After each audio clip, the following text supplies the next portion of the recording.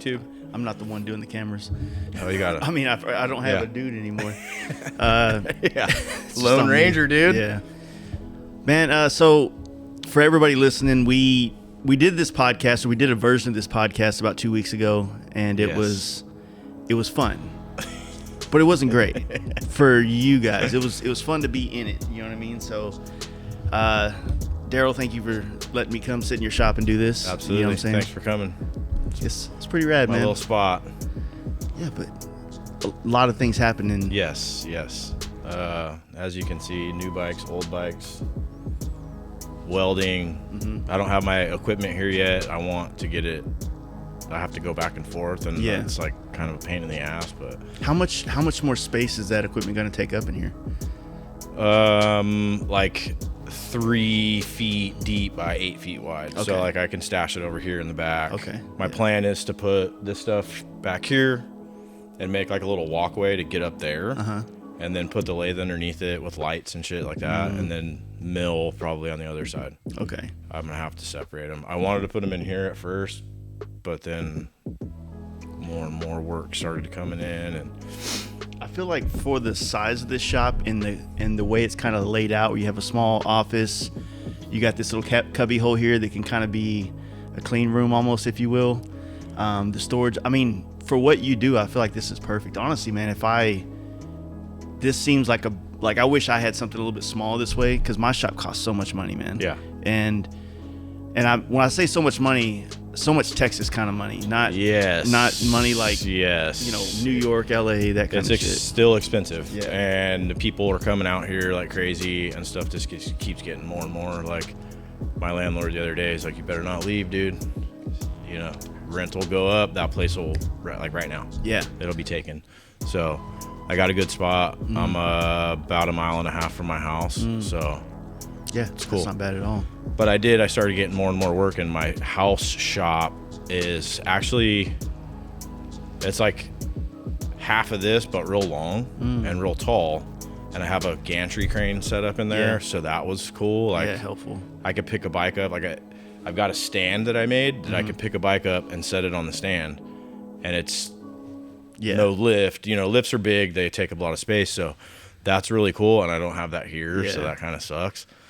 But yeah, this spot is super nice. I feel like if I had a spot at my house, I don't know, it'd be hard to get me to leave it. I mean, are you renting, or are you buying at the house? No, I bought my house, but it just got to the point where it's like, stop. It's too close to home. You know what I mean? I can stop. I eat lunch, then I hang out with my son, and then an hour and a half goes by, and then I'm out late. You know what I mean? Trying to finish jobs and stuff. So here, I come here at like 5. Today I got here at 4:45. You know, and I'll work. I can be loud here anytime I want. Okay, that's at good. home, it was like, my neighbors are really cool, and I don't want to screw that up. You know what I mean? Everybody's real rad and like doesn't. Yeah. They don't say much because the bikes and stuff. You know what I mean? I got guys coming in and kind of being loud here and there, but a grinder at 5 o'clock in the morning, it's a little much. Yeah, it's a little gnarly. Come in here. The landlord's cool. I can come in and out. You know, as I please. Is this county? So. Technically, or city? No, it's county. It is. That's good. Yeah. We're, city. There's not much in Magnolia. If you go out, which way did you come in? So right where that gas station is on the left down the road. Okay. Right, that road back there. Oh, so you went through those neighborhoods? Yeah. Okay, yeah. So you pass that, and town is like gas station, grocery store, McDonald's, O'Reilly's. It's not not very big. Well, like I was telling you on my trip down here, I wanted to kind of zigzag back road it from where I live in Waxahachie to where you are, just west of Houston here.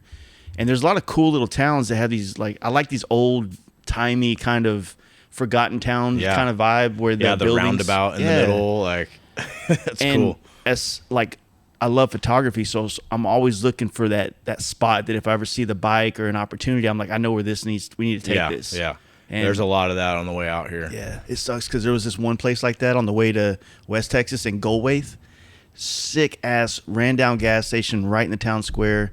Rode by it on the FXR, headed out to Terralingua this year, and tore it down. And I was just heartbroken. I was like, man, that place was so rad. It's one of those places that like it easily could have been like remodeled, restored, whatever you want to say. And you know, like some of those old style buildings, like that's kind of what me and my wife talk about. If we were, you know, we don't own where we're at. It's kind of like a family owned thing that we're kind of paying for. If we're going to buy something, part of us wants to buy like an old building in a small old town and just kind of have like a shop underneath, an apartment, and then like a rooftop kind of patio deck kind of thing. No, that'd be so rad, but they're tearing everything down. You know, it's just easier for them to just doze it over and, you know, build some Dollar General. There's one just right here. It's crazy. There's like 4 of them. I feel like the Dollar General, I feel like there's like there's a town's like growth that you go like Dollar General, right? Then you might get like a legit good sized grocery store, and then once you get a Walmart, then that's kind of like you're crossing a threshold into the that's next. Yeah. So apparently, right across the street, right here in this beautiful wooded area, they're gonna build like. Man, I saw the plans the other day, and it was like 37 acres, 27 acres. A big lake in the middle, movie theater, like so. Damn. Yeah, dude, that seems like a lot for. I mean, obviously there's lots of neighborhoods out here. Is there enough population to sustain? Oh that? yeah, so this town is it's like 135,000 people, but you wouldn't know it. You know what I mean? Even going through the main road, if you go out here in 1488 and just keep going, it's just like a neighborhood in the woods. They're all tucked away, you know, so you don't really see the population, like I don't know, like back what is home. This like maybe 30-40 miles out of Houston Metro, or what would you say? So I used to work downtown. I'm 50 miles from like the jail, right downtown Houston. Okay, I think the city limits is like 20 miles from here. Like Houston's huge, so it is. Yeah, it's like the 4th or 5th biggest or 3rd biggest in the country. I heard the other day it's the 4th largest city in the country now. After Chicago, I believe. Yeah. You know, so it's insane. Yeah, and it trips me out. You know, I came from a small town in California, and like I've never been that close to that amount of people. Like I was 4 hours from LA, 4 hours from Frisco, so I didn't grow up in a big ass city. You know what I mean? And coming out here, it's nuts. Like. So does this feel like where you're living? Did you come to Texas and move directly to this area? Or? Yeah. Okay. Packed up and left, man. Yeah. My in-laws or my brother-in-law moved first.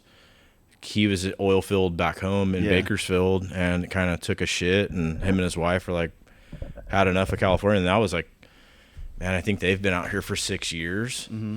And my in-laws came out to visit and started looking at houses.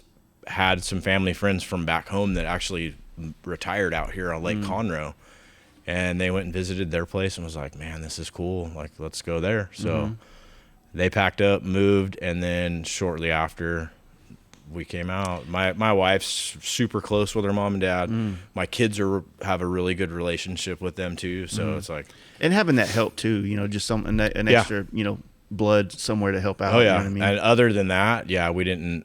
Yeah. We just kind of saw an opportunity, and it was real nice. Like our neighborhood, we live in the same neighborhood as my in-laws. They're like a mile. Like you go in my neighborhood, it's one way in, one way out. Yeah. They live in the back, and it's nice. Oh, that's not bad, dude. Yeah. So, you know, one of the things that we had kind of talked about on the other podcast that is just there somewhere.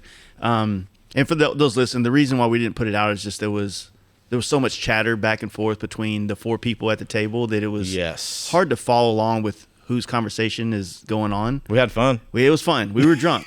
That was a great 5+ hours. Yeah. And hey, we almost made a record, dude. Yeah, we almost hit the record. But, you know, you being in Central Cali, like, how did you get wrapped up into all this motorcycle stuff? And did fabrication come first and then motorcycling, or? Oh man. My grandfather was a welder fabricator on a farm. You know, my family owned a ranch, so he's working on tractors and discs and all that kind of stuff, you know. And then my dad fell in that, mechanic, welder. Grew up with him. My parents got a divorce when I was like 12, so like up until 12 years old, I was in pretty much a full-blown fab shop. You know, Yeah. he owned a radiator shop Oh, when it was like actually fixing radiators. Yeah. You know, it's like before the time of you could buy a radiator for $100 for anything. You know what I mean? So that's what he did for a living. Yeah. Built all the local guys freaking enduro cars and shit like that, you know. So I think that's where it comes from, you know. But I was a shitty little kid, you know, skateboarding, doing the whole thing, growing up. And then I got into a bunch of trouble, man, and met a guy, and he gave me a welding job, and I've been welding ever since. For real? Yeah.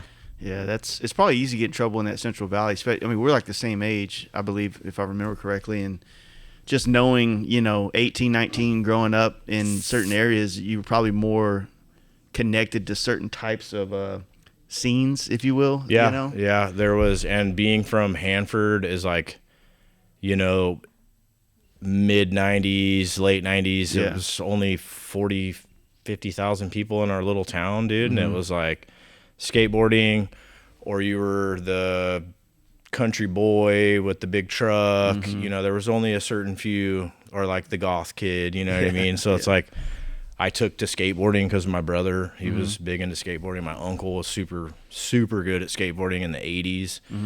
So I just, you know, fell in love with skateboarding, and then that turned into partying and all that, you know, and I ended up getting into a bunch of trouble, man. And I was, oh shit, I think I was 22 and almost got myself in prison. Damn. So yeah, that was a scare. And then I met this dude, Dalton Walker. We talked about him last time. Offered me a job welding. So I took it, and I haven't looked back ever since. And I mean, for the last, until you moved to Texas, you were doing a union style job out there? Building jails. Building jails. Yeah. Building the thing you were trying to stay out of. Yeah. So that's the crazy part, you know, like, and growing up, getting into trouble as a teenager, I never went to like juvenile hall or anything like that. I had friends that were in boot camp and did that whole thing. I never got in that kind of trouble, but I did have to go to a scared straight. Oh, shit. Right? For real?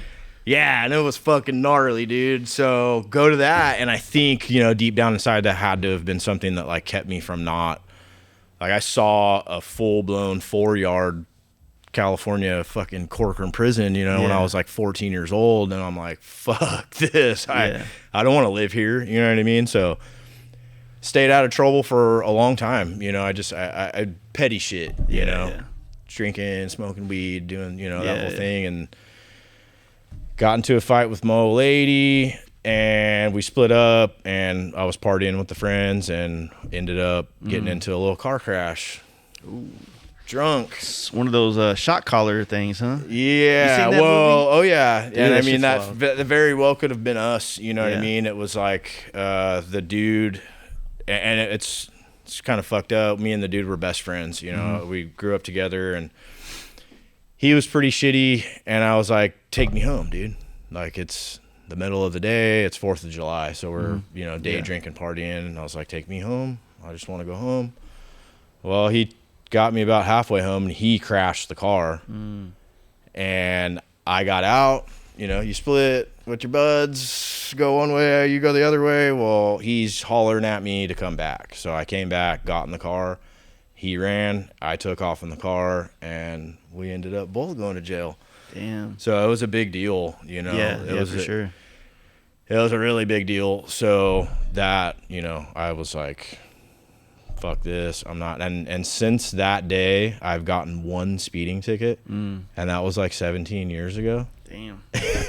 18 years ago.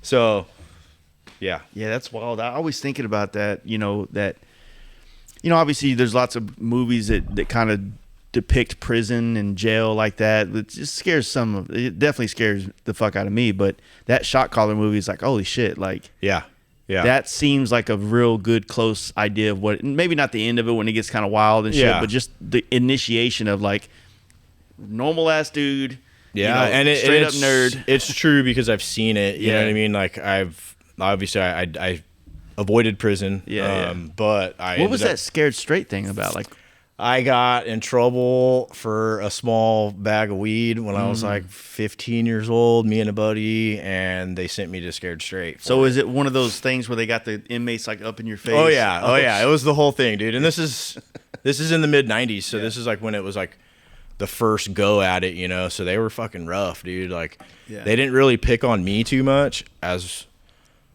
more of some other kids, you know what I mean? They were snatching their lunches, and they had this one kid, and I'll never forget it. The one inmate was like, "You're carrying everybody's fucking lunch," and they made this poor little kid carry everybody's sack lunch, you know what I mean, around the yard and like the whole time, and it was fucked up. Like I wasn't gonna be in that situation, you know what I mean? So I got, you know, when I got out of all the shit, got my license back, whatever. Shortly after that, my old lady got pregnant. We got back together, blah blah blah.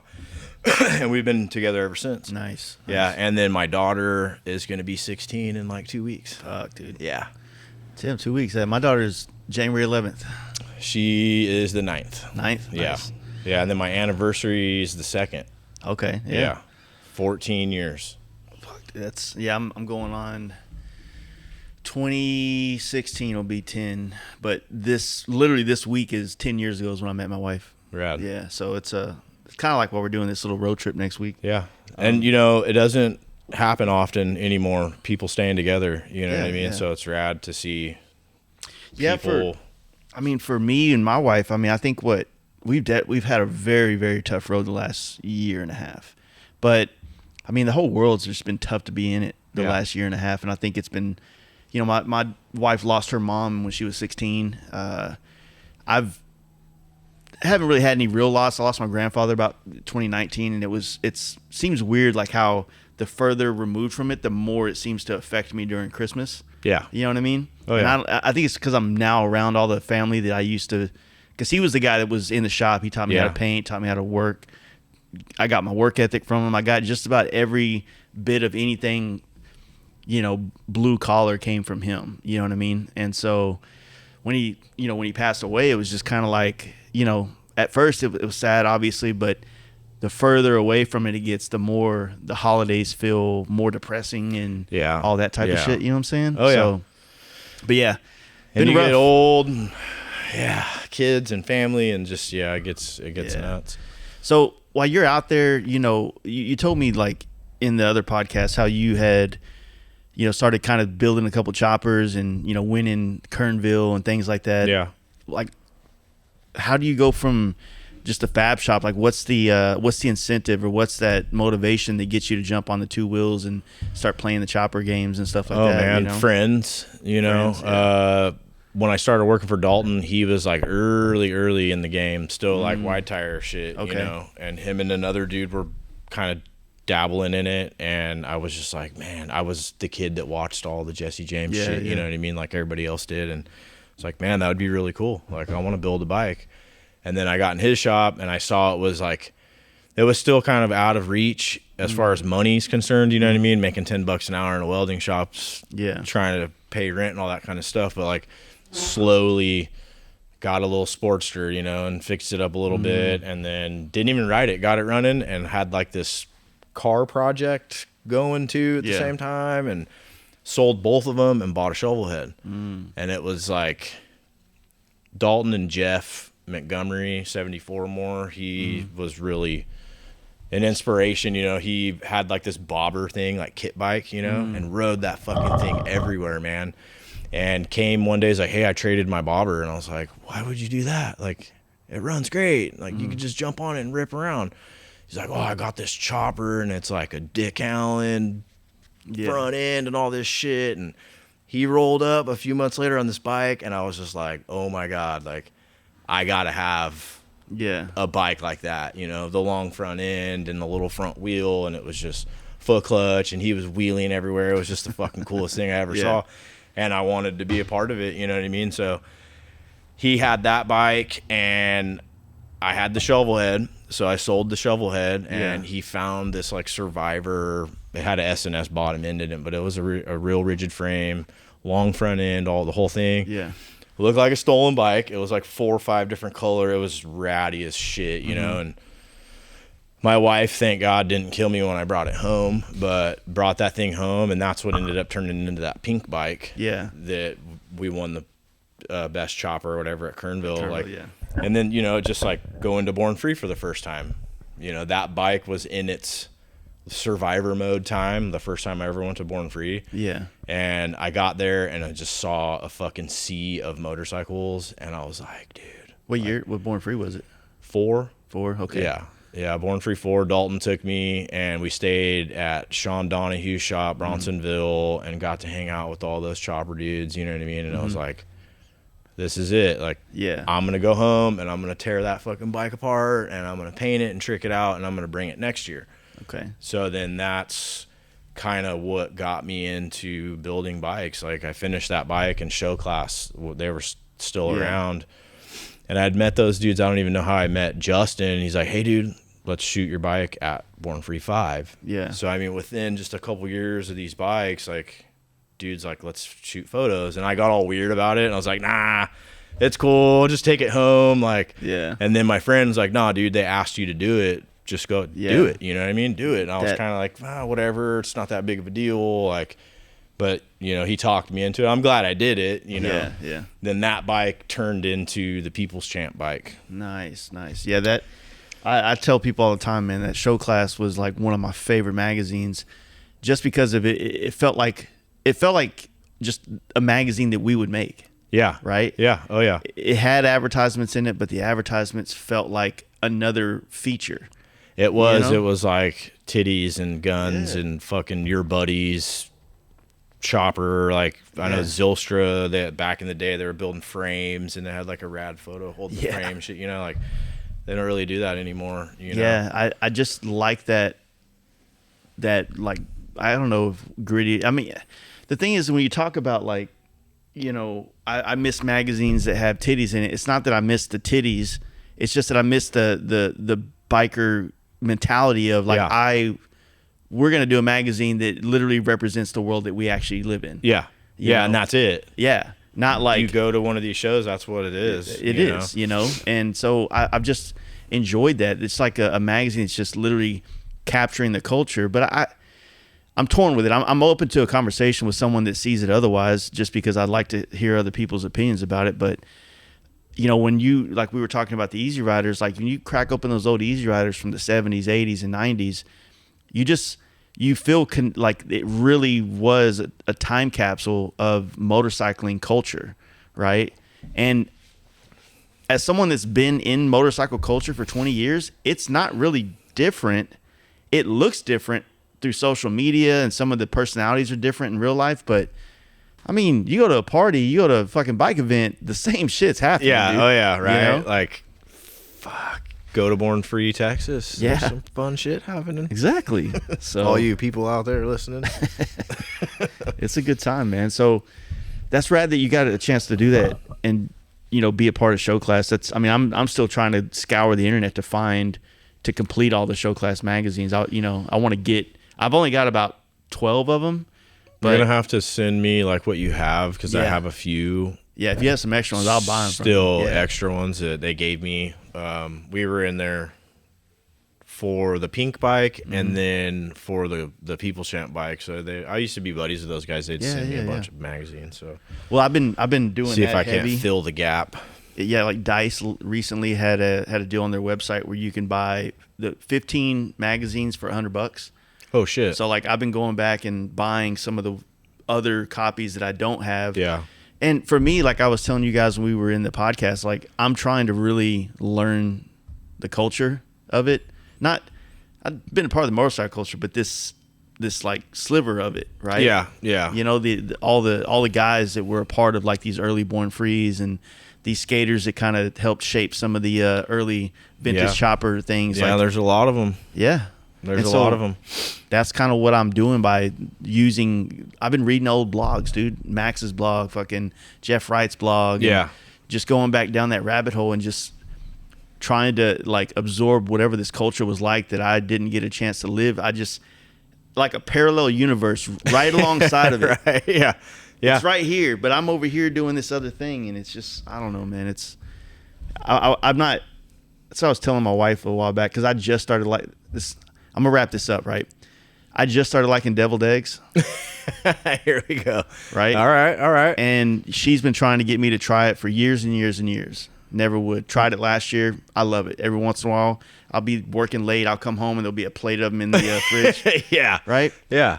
And I tell her, like, you've been having that shit your whole life. I'm 41 years old, and I just got to discover something that is new and exciting and fun and delicious for the first time. Deviled eggs. So, hey, all right, so check it out. You got to deep fry them. Deep fry them? Yeah. Now you're from Texas for sure. Yeah. Dude, Thanksgiving, buddy of mine, Thomas, went to his house. They had us for Thanksgiving, took the kids and stuff, and we walk in, there's all this crazy food, We're like, what are those? Fried deviled eggs, dude. I'm not going to turn it down, that's for sure. Killer. So you got time.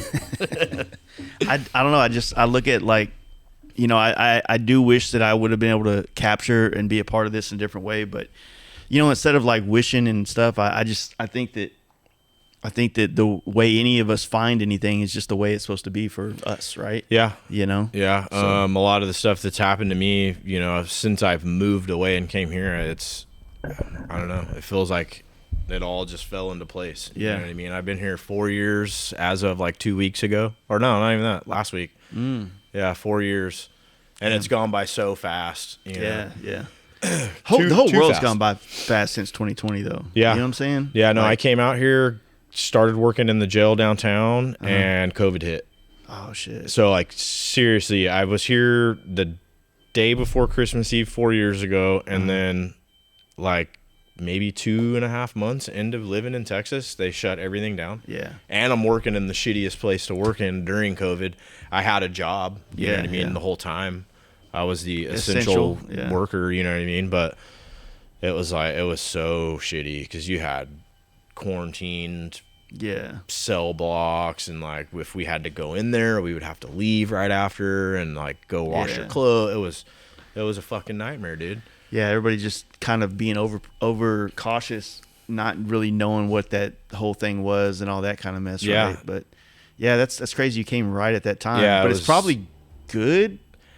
Well, where you were in California, it wasn't like, it's not like LA, San Francisco. It got kind of bad for a while in the Central Valley, like in certain places, but yeah, LA, Frisco, I mean, you were just shut down. And then they shut down a lot of shit here too in Houston. Yeah.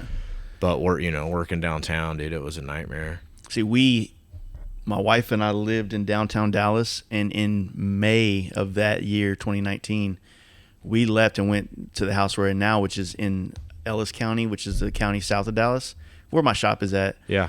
And so our county was like barely ever even changed anything. Yeah, the restaurants were closed that were like part of chains. Yeah. But the rest of them were like, hey, man, come on.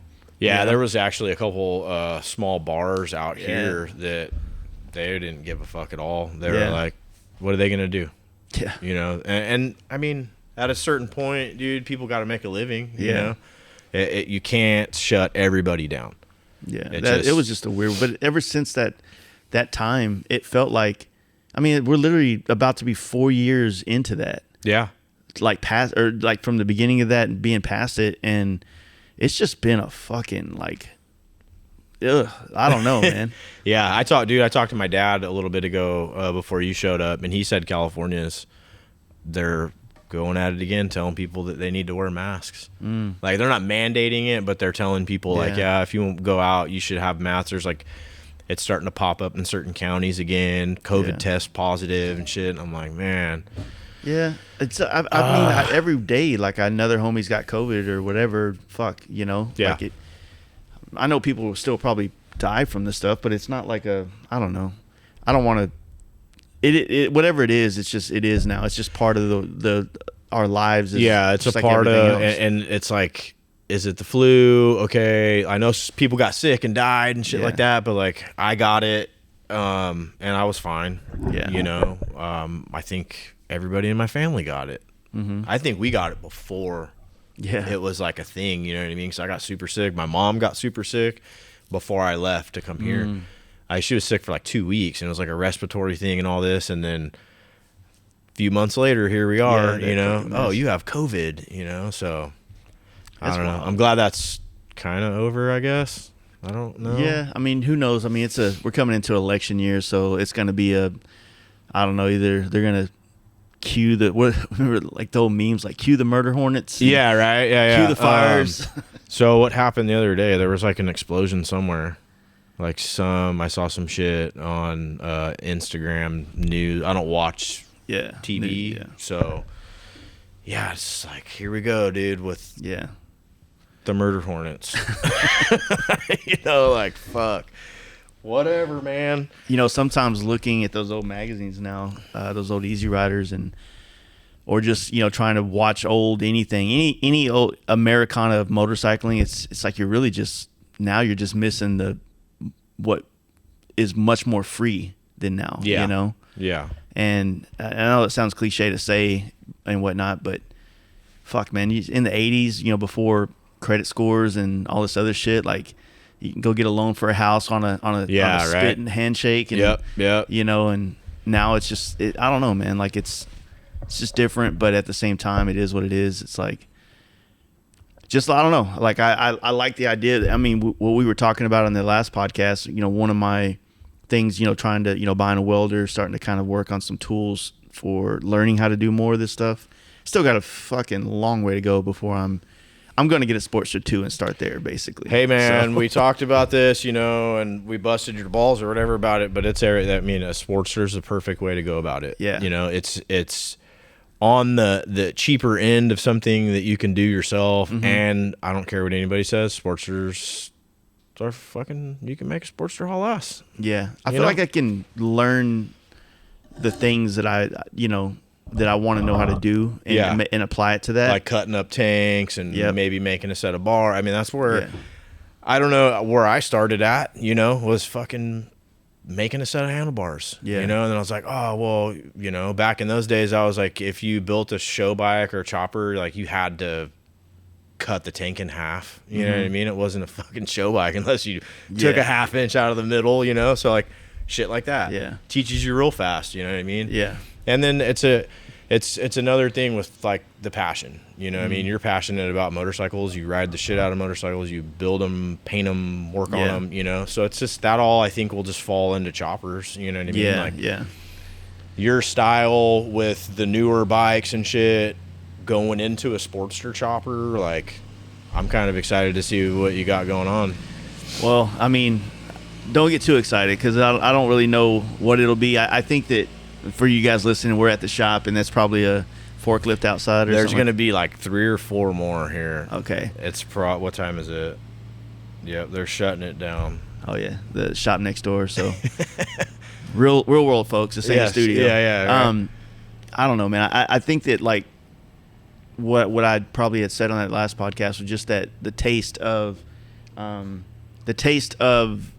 being in the room while some of the heavier fabrication was done on my bike, seeing how it was done. I'm a visual learner, so I can like watch you do something and I'll try it and then I can start filling in the blanks by asking questions, right? Yeah. And for me, it just kind of like inspired me to want to like do that, in some kind of way. The other thing is I have a very addictive personality to where like I don't know how to like kind of do things.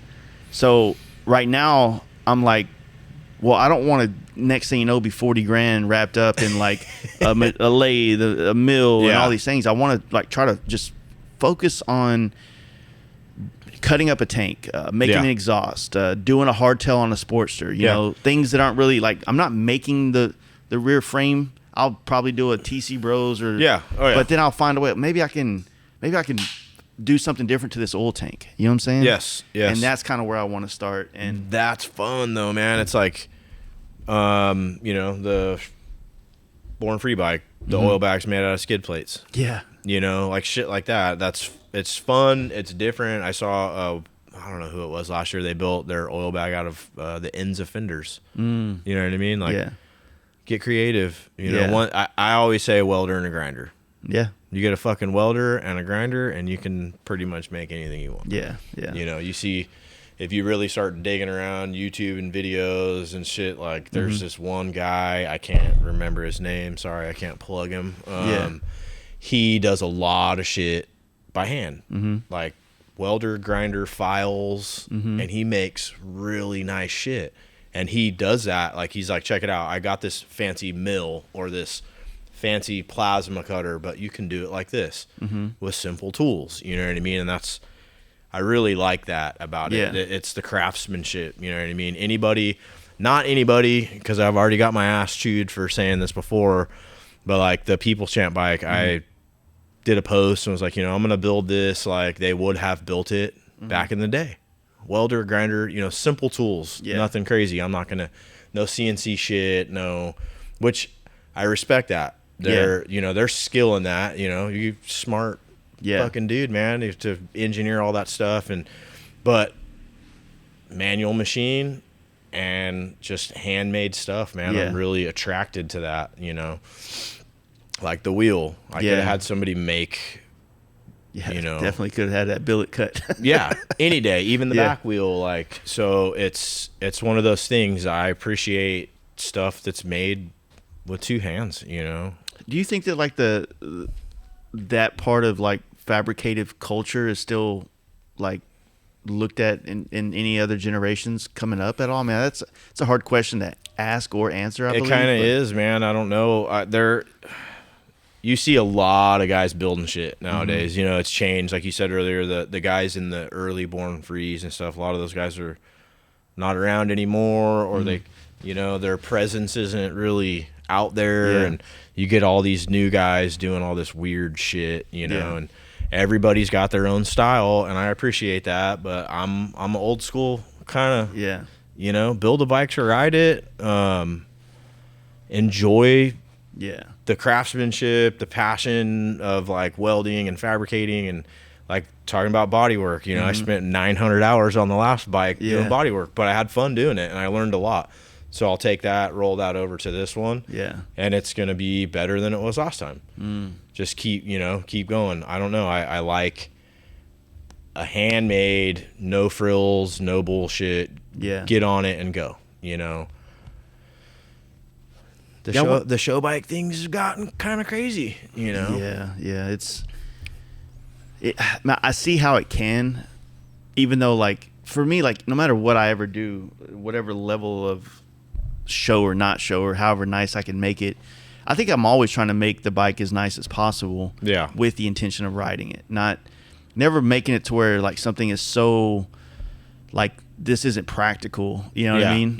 To go anywhere. I mean, that's kind of where I'm getting is the practicality of it. Like you're not gonna, the bike's too low to the ground, or everything is handmade where like you're gonna break down somewhere and you're gonna be fucked. You know, you're gonna be shit out of luck. So like this bike for Born Free for this coming year, there's some crazy shit and it's 14 feet long and all that, but like a lot of it is gonna be parts that can be replaced. I can take it, haul ass out of the state and break down, and I'm going to be able to fix it. You know what I mean?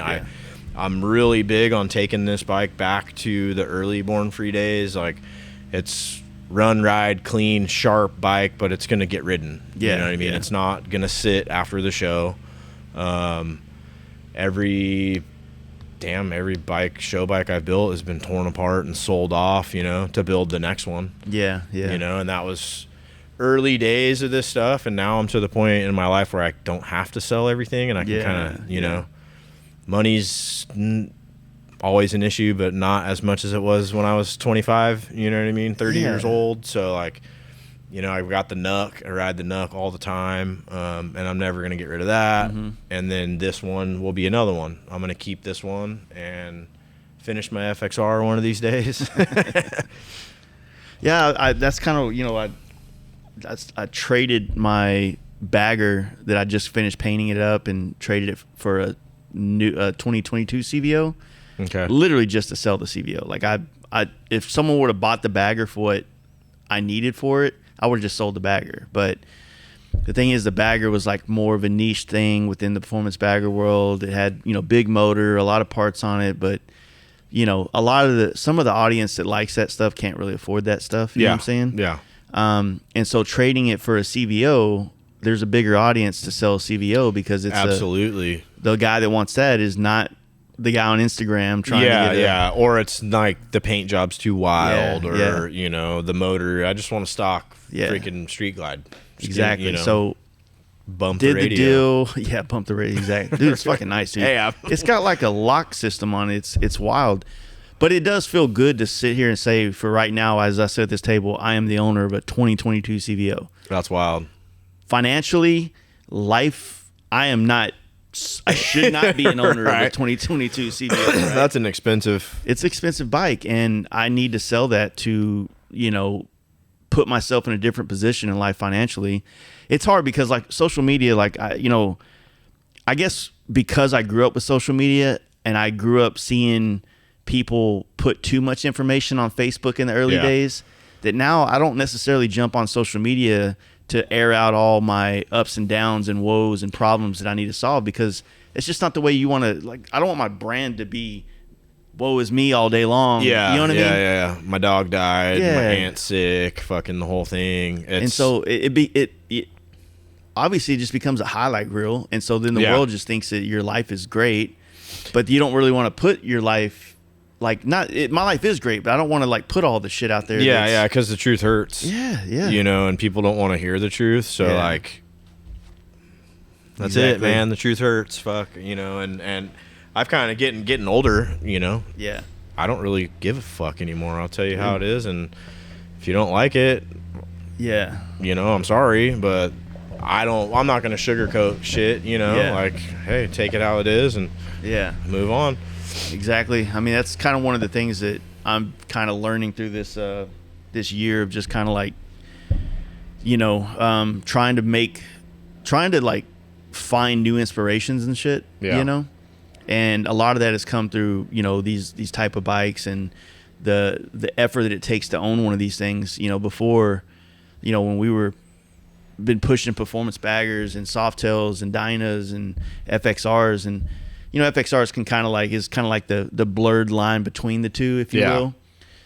But the thing is, like, I think it's still cool to have, like, a badass ST that you got all these cool trick parts that you bought offline. Yeah, absolutely. I want one. Yeah, there's a thing super for nice. it. I think the thing that's always sucked about bikes is that we all categorize bikes as all the same.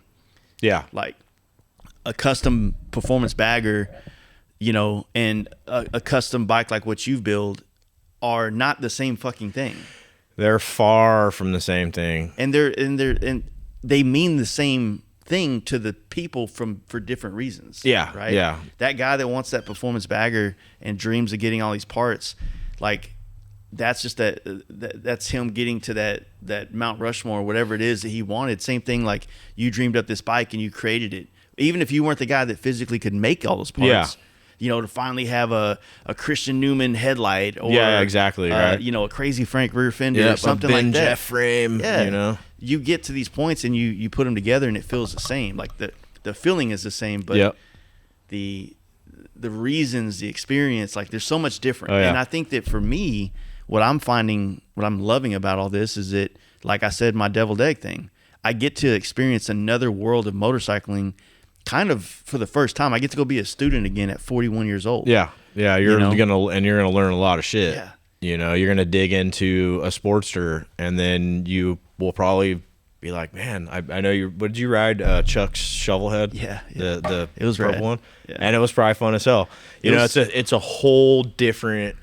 And I always say, like, it's like riding a Walmart skateboard. Yeah. Or a skateboard from, like, the skate shop. You know, there's two. Fast Forward or something. Right? Or a Huffy and, like, some rad freaking BMX bike. Like, I don't know. It's different. You ride old, I don't want to say clapped out, because they're not all clapped out, but you ride a fucking old chopper. You hear the motor working. You know, it's just kind of raw. You know what I mean? Like, I love getting on a new bike. I've owned a couple Dynas, you know, jump on a Dyna, hit the button, fucking haul ass. But getting on an old chopper and putting down some miles on an old bike is just it's a whole different thing. You know what I've noticed about it is, obviously the riding is different, right? And that's kind of what you're alluding to. But when I was riding Chuck's Shovelhead, like, cruising down, you know, Seawall in Galveston, that was literally, there's no other cooler feeling you could have at that moment, right? Yeah. I'm not hauling ass. I'm not doing a wheelie. I'm not nothing but riding really close to another guy. Yeah. That also feels pretty fucking rad, to be honest with you. And the same thing, you know, with the FXR chop, it's what I've found that I love about it is I've been jumping on it and just going the opposite direction from my house that I usually go. I usually go to the city and I rip the streets and I fucking, you know, now cause you're mayhem. The country roads. Now I'm doing the country roads going 40 miles an hour. Cars are passing me and shit. Yeah, and you're just cruising. Because it feels like you said, it's like you feel more. It's almost like, that could be associated to like not as comfortable as. Well, yeah.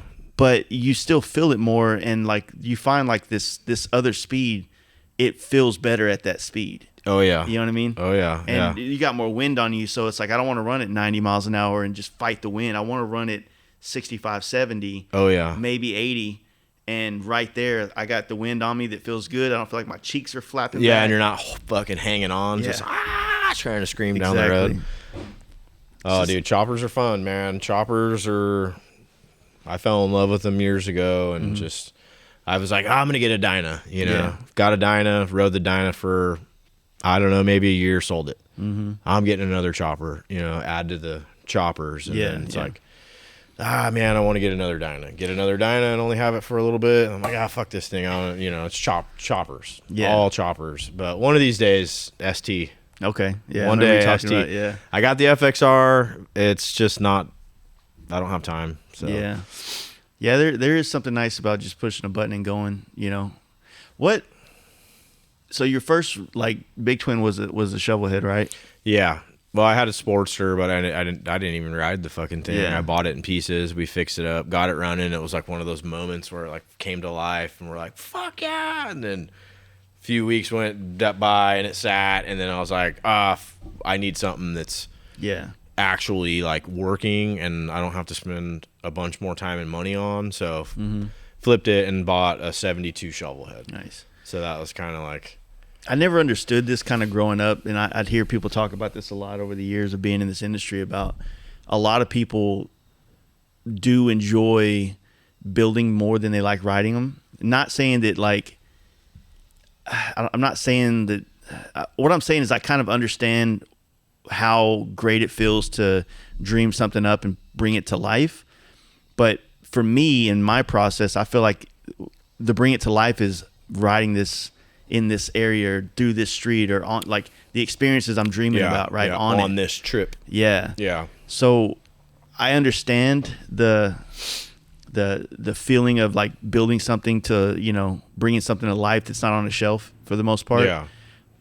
But I can't fully adopt the building them is better than ever experiencing them. No, and that's kind of one of the things I fought lately. Yeah. With the show bike thing, you know, you go to shows and you see these bikes and they're rad, and you never see them go down the road. Yeah. You know, and like I did a wheel, you know, 12-spoke wheel. This guy did it for me. Did the machine work on it. He's like, "Are you gonna ride this thing?" I'm like, "Well, yeah. That's the whole point." "Oh, well, I got to rethink this." And I'm like, "What do you mean you got to rethink it? You're building it for the show, or you know, like I'm not. This thing's gonna go faster than me walking it out of the trailer. You know what I mean? I'm gonna ride this fucking thing." Yeah. So that's where some people do have that in their mind, where they're just gonna build the bike and they're gonna take it and they're gonna pull it out of the trailer or the back of the truck, the van, whatever, pull it up, talk their talk, you know, whatever, and then load it back up, and there it goes. And send it. One of my best friends doesn't really ride, but he builds a lot of rad shit, you know, and it's like he likes building shit, and that's where he, you know, he gets off on building. He enjoys building things, and it's like, for me, I love building shit, but I also love riding motorcycles. You know what I mean? I grew up riding dirt bikes and go-karts and shit like that, and like to get on an old bike and ride down the road is, you know, especially coming from the country and riding in the dirt your whole like coming up, your whole like teenage years and shit, and then you get on a motorcycle on the fucking road. You know? It's like you're on the dirt one day, I'm gonna be out there. You're like, well, or you're 15, you got to ride your dirt bike on the road for the first time or something, you know what I mean? You're like, whoa, that's rad. But like getting on a Harley and ripping down the road is just it's definitely a different vibe for sure. Very. I didn't grow up on the dirt at all. I never got to experience that. I came into motorcycles you know, I don't know, like I didn't really have my dad went to jail when I was a junior in high school, and my mom was about to go to jail. Oh wow. So I had a, full-time job. Yeah. Finished high school. I honestly, man, like if I wouldn't have found bikes the way I found them, like the first 10 years of my motorcycle life was literally like just grinding, learning. Like I didn't really care about riding, but I rode around town. I was more like, hey, this is my job to be in this world. I got to go. I'm gonna paint this bike, then I'm gonna go sell. I'm gonna go to bike night tonight and try to get some more paint jobs. Maybe get someone to let me do some parts or customize the bike. It never. That's how motorcycles came to me. It was much different than like you sit down and do these podcasts with people and they talk about riding dirt bikes and this, and I'm like, man, I wish I would have felt that, because I feel like there's a skill you get from riding a dirt bike.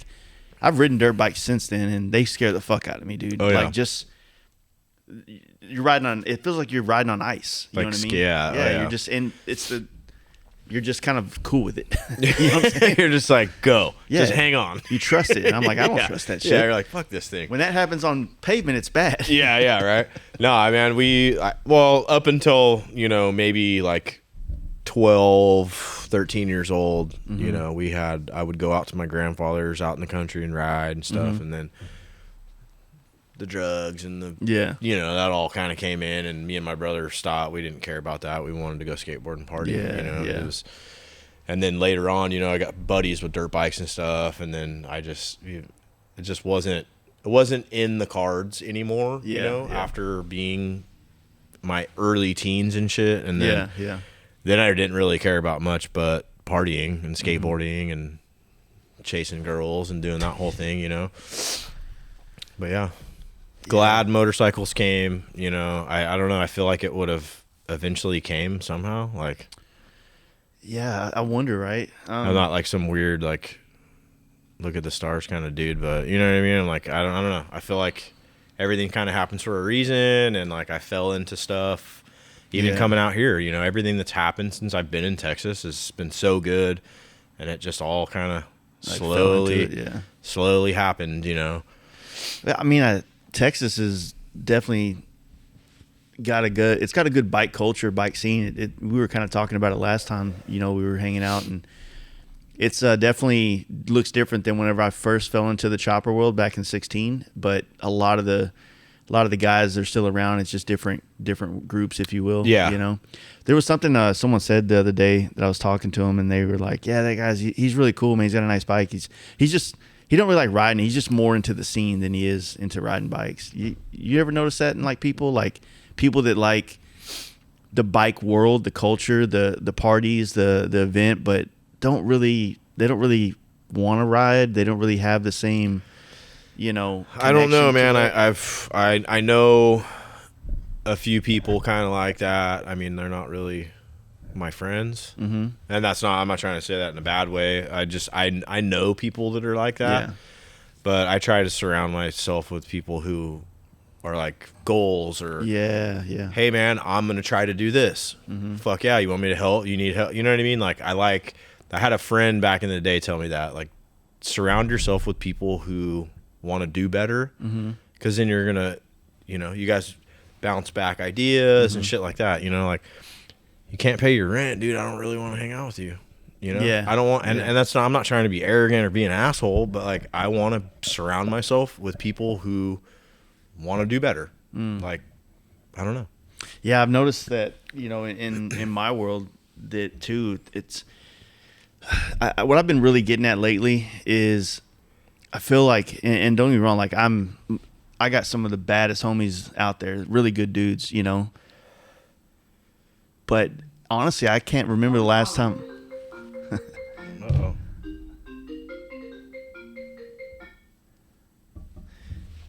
Yeah, I really can't remember the last time I heard one of them really tell me like their goals. And maybe that's on me for not like asking, but so I'm so goal oriented that I go to bike night with a new fucking plan every week. Like, oh dude, this week I think I'm gonna do this. I'm gonna try this. Like I'm always bouncing ideas and things off of people and friends and whatnot. And I do have friends that have that say stuff like that. But I'm just trying to think in my head, like, I don't really have a friend right now that's wanting to learn how to do a craft or a skill.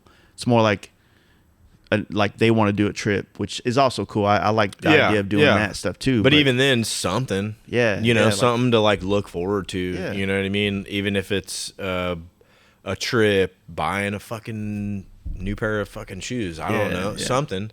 Not just the daily monotony of life, like that shit'll ruin you. You know what I mean? You got to have some goals. You got to get up happy, get up ready to go, dude.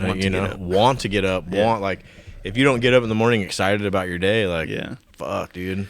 Yeah, it's it's tough. I know, tough. It is, but like for me, I had that job with the jail, man, and I built jails, right? So I was a construction worker and I was building jails, and it was a different thing. And then I went into like an active facility as like a maintenance supervisor, so I'm like fixing doors and locks and glass and broken shit. And it was just a whole nother, like, talk about getting up in the morning and not wanting to go to work. You know what I mean? It was bad. You're kind of surrounded by negativity all day. It was just a toxic environment. And then I bring it home. You know what I mean? And me and my wife are cool as shit. We don't fight, but like, I'll just come home and be quiet. Yeah. What's wrong? Well, I don't even want to talk about it because it's just a shitty, like, you're putting that negativity into her. I can only tell you about some shitty inmate so many times where then it's just like, I don't even want to hear it. You know what I mean? Oh, I got shit thrown at me today, or fucking got hit in the head with an apple, or whatever it was. It's just like, well, like, what's new? It got to be so bad. You could say that about like anybody in their workplace, right? Like, your chick, let's just say like she works at this company, and there's just that one girl that's just a cunt for the most part. Yeah. And every day it's like a new problem. It becomes like so much a part of their life. Yeah. It's like, man, like, I don't know. I see where you're going with that. Yeah, it's bad. Well, now I talk about it because I quit my job a couple years ago, and I've been on my own, and I tell everybody, they're like, man, how's it going? I'm like, I'm fucking stressed out. Yeah. I'm broke, but I'm happy. Yeah. Like, there's a fine line, I mean, bills are paid, but like, I wouldn't have the freedom to do shit like this if I was working down there. You know what I mean? Like, and opportunity. There was a lot of opportunity out here, and I took it. Yeah. It was, I met the right people, and I don't even know how. Whatever. Well, I've always said that when I used to fly to NorCal to paint bikes, people here say, man, but there's so many really great painters there. I'm like, yeah, but they're lazy. Yeah. They're keeping people shit for 6 months, and they don't answer the phone. And I show up and I knock stuff out and get people their stuff, and then come home rich. Yeah, exactly.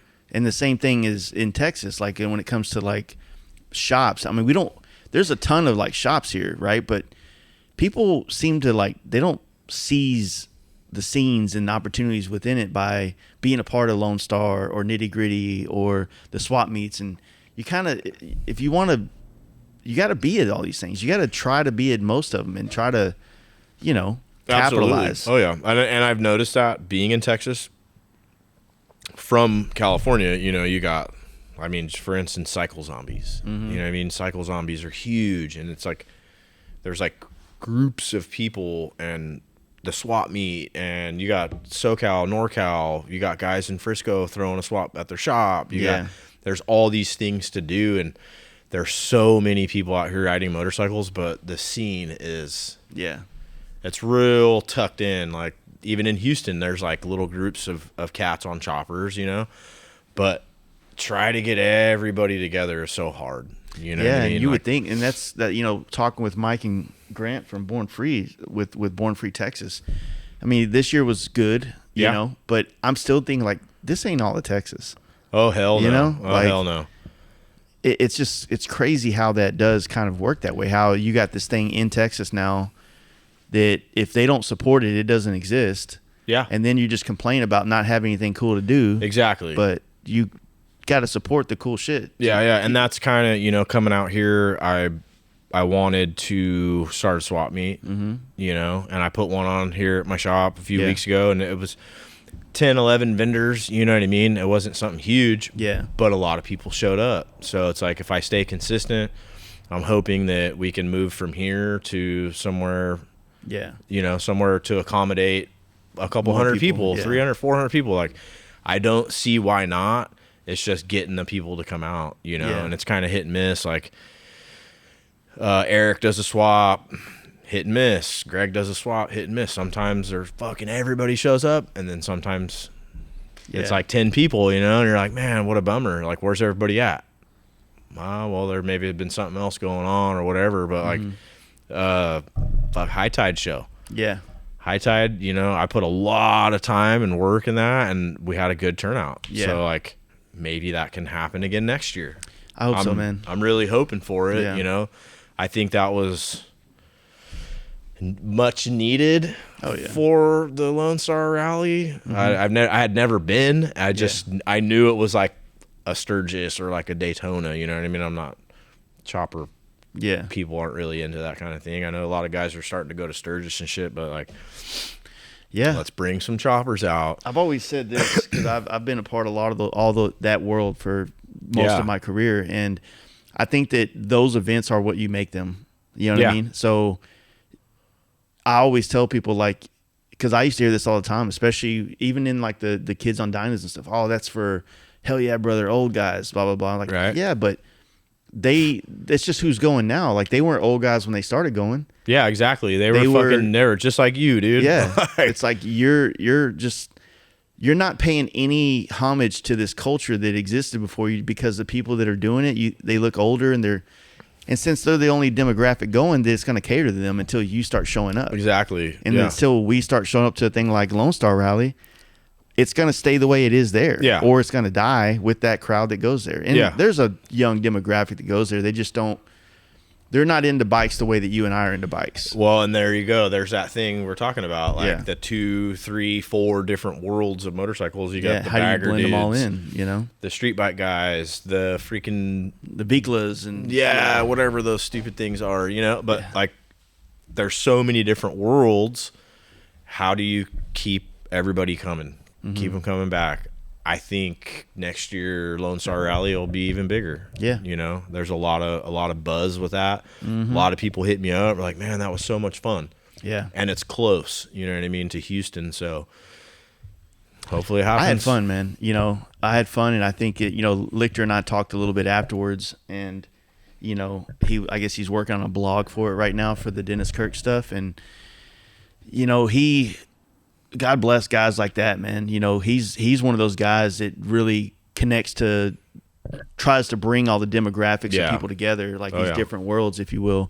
And he has the connections with the people that run shit. Like, he has the people that run the motorcycle industry, he knows them. Yeah. And then he also knows a guy like you. Yeah, and he calls me and's like, hey, I got you a spot on the pier, Lone Star Rally. What can you do? And I was like, are you fucking serious? Yeah, dude. Like, all right, let's go. Let's see what happens, Yeah. I think there was like 70 bikes on the pier. It was rad, man. That was fucking cool. I mean, the whole event was good. My wife loved it. That was another thing, that my wife could be a part of it and not feel stressed out. Yeah. And, and it's right there, and then where we stayed at was fun. It was. Next year, though, golf cart. Yeah, for sure. Or mini bikes, something to get around. But yeah, that was great. I had a great time. Hopefully it works out again with the park. That was really cool. I want to try, if I agree to do it again, is get like Friday, Saturday on the pier. Maybe get it to where everything's on the pier. I think that would be really cool. Well, just like I was telling you when we did the podcast, the performance motorcycle scene and the chopper scene have always partied at the same events, right? Oh, yeah. Born Free Texas, Born Free Cali, Giddy Up. It's always kind of like, it's the same party. It's just the bikes are different, right? Yeah.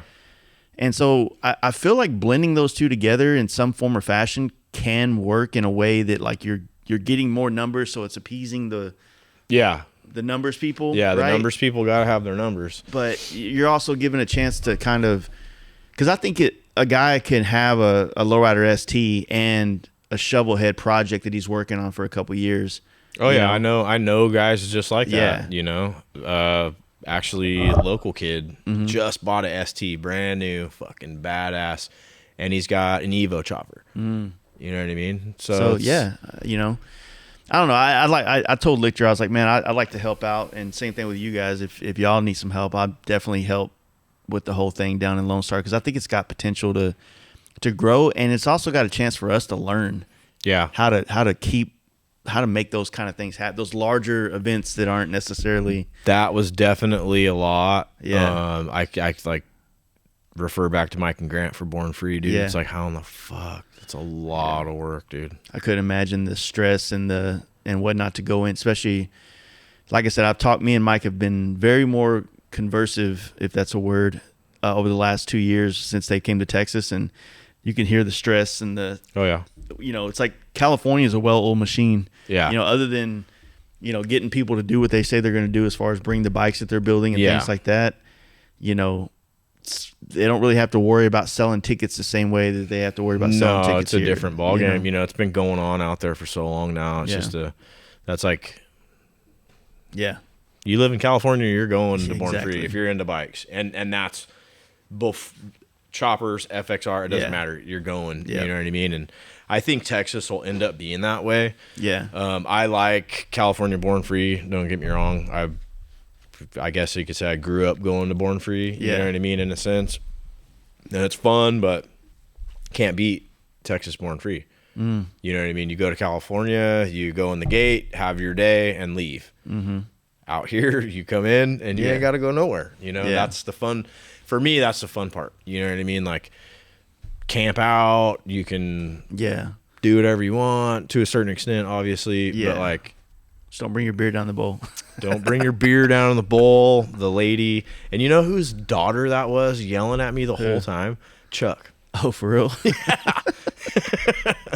Chuck's, and I didn't know it until like the last day, and I was like, wait a minute.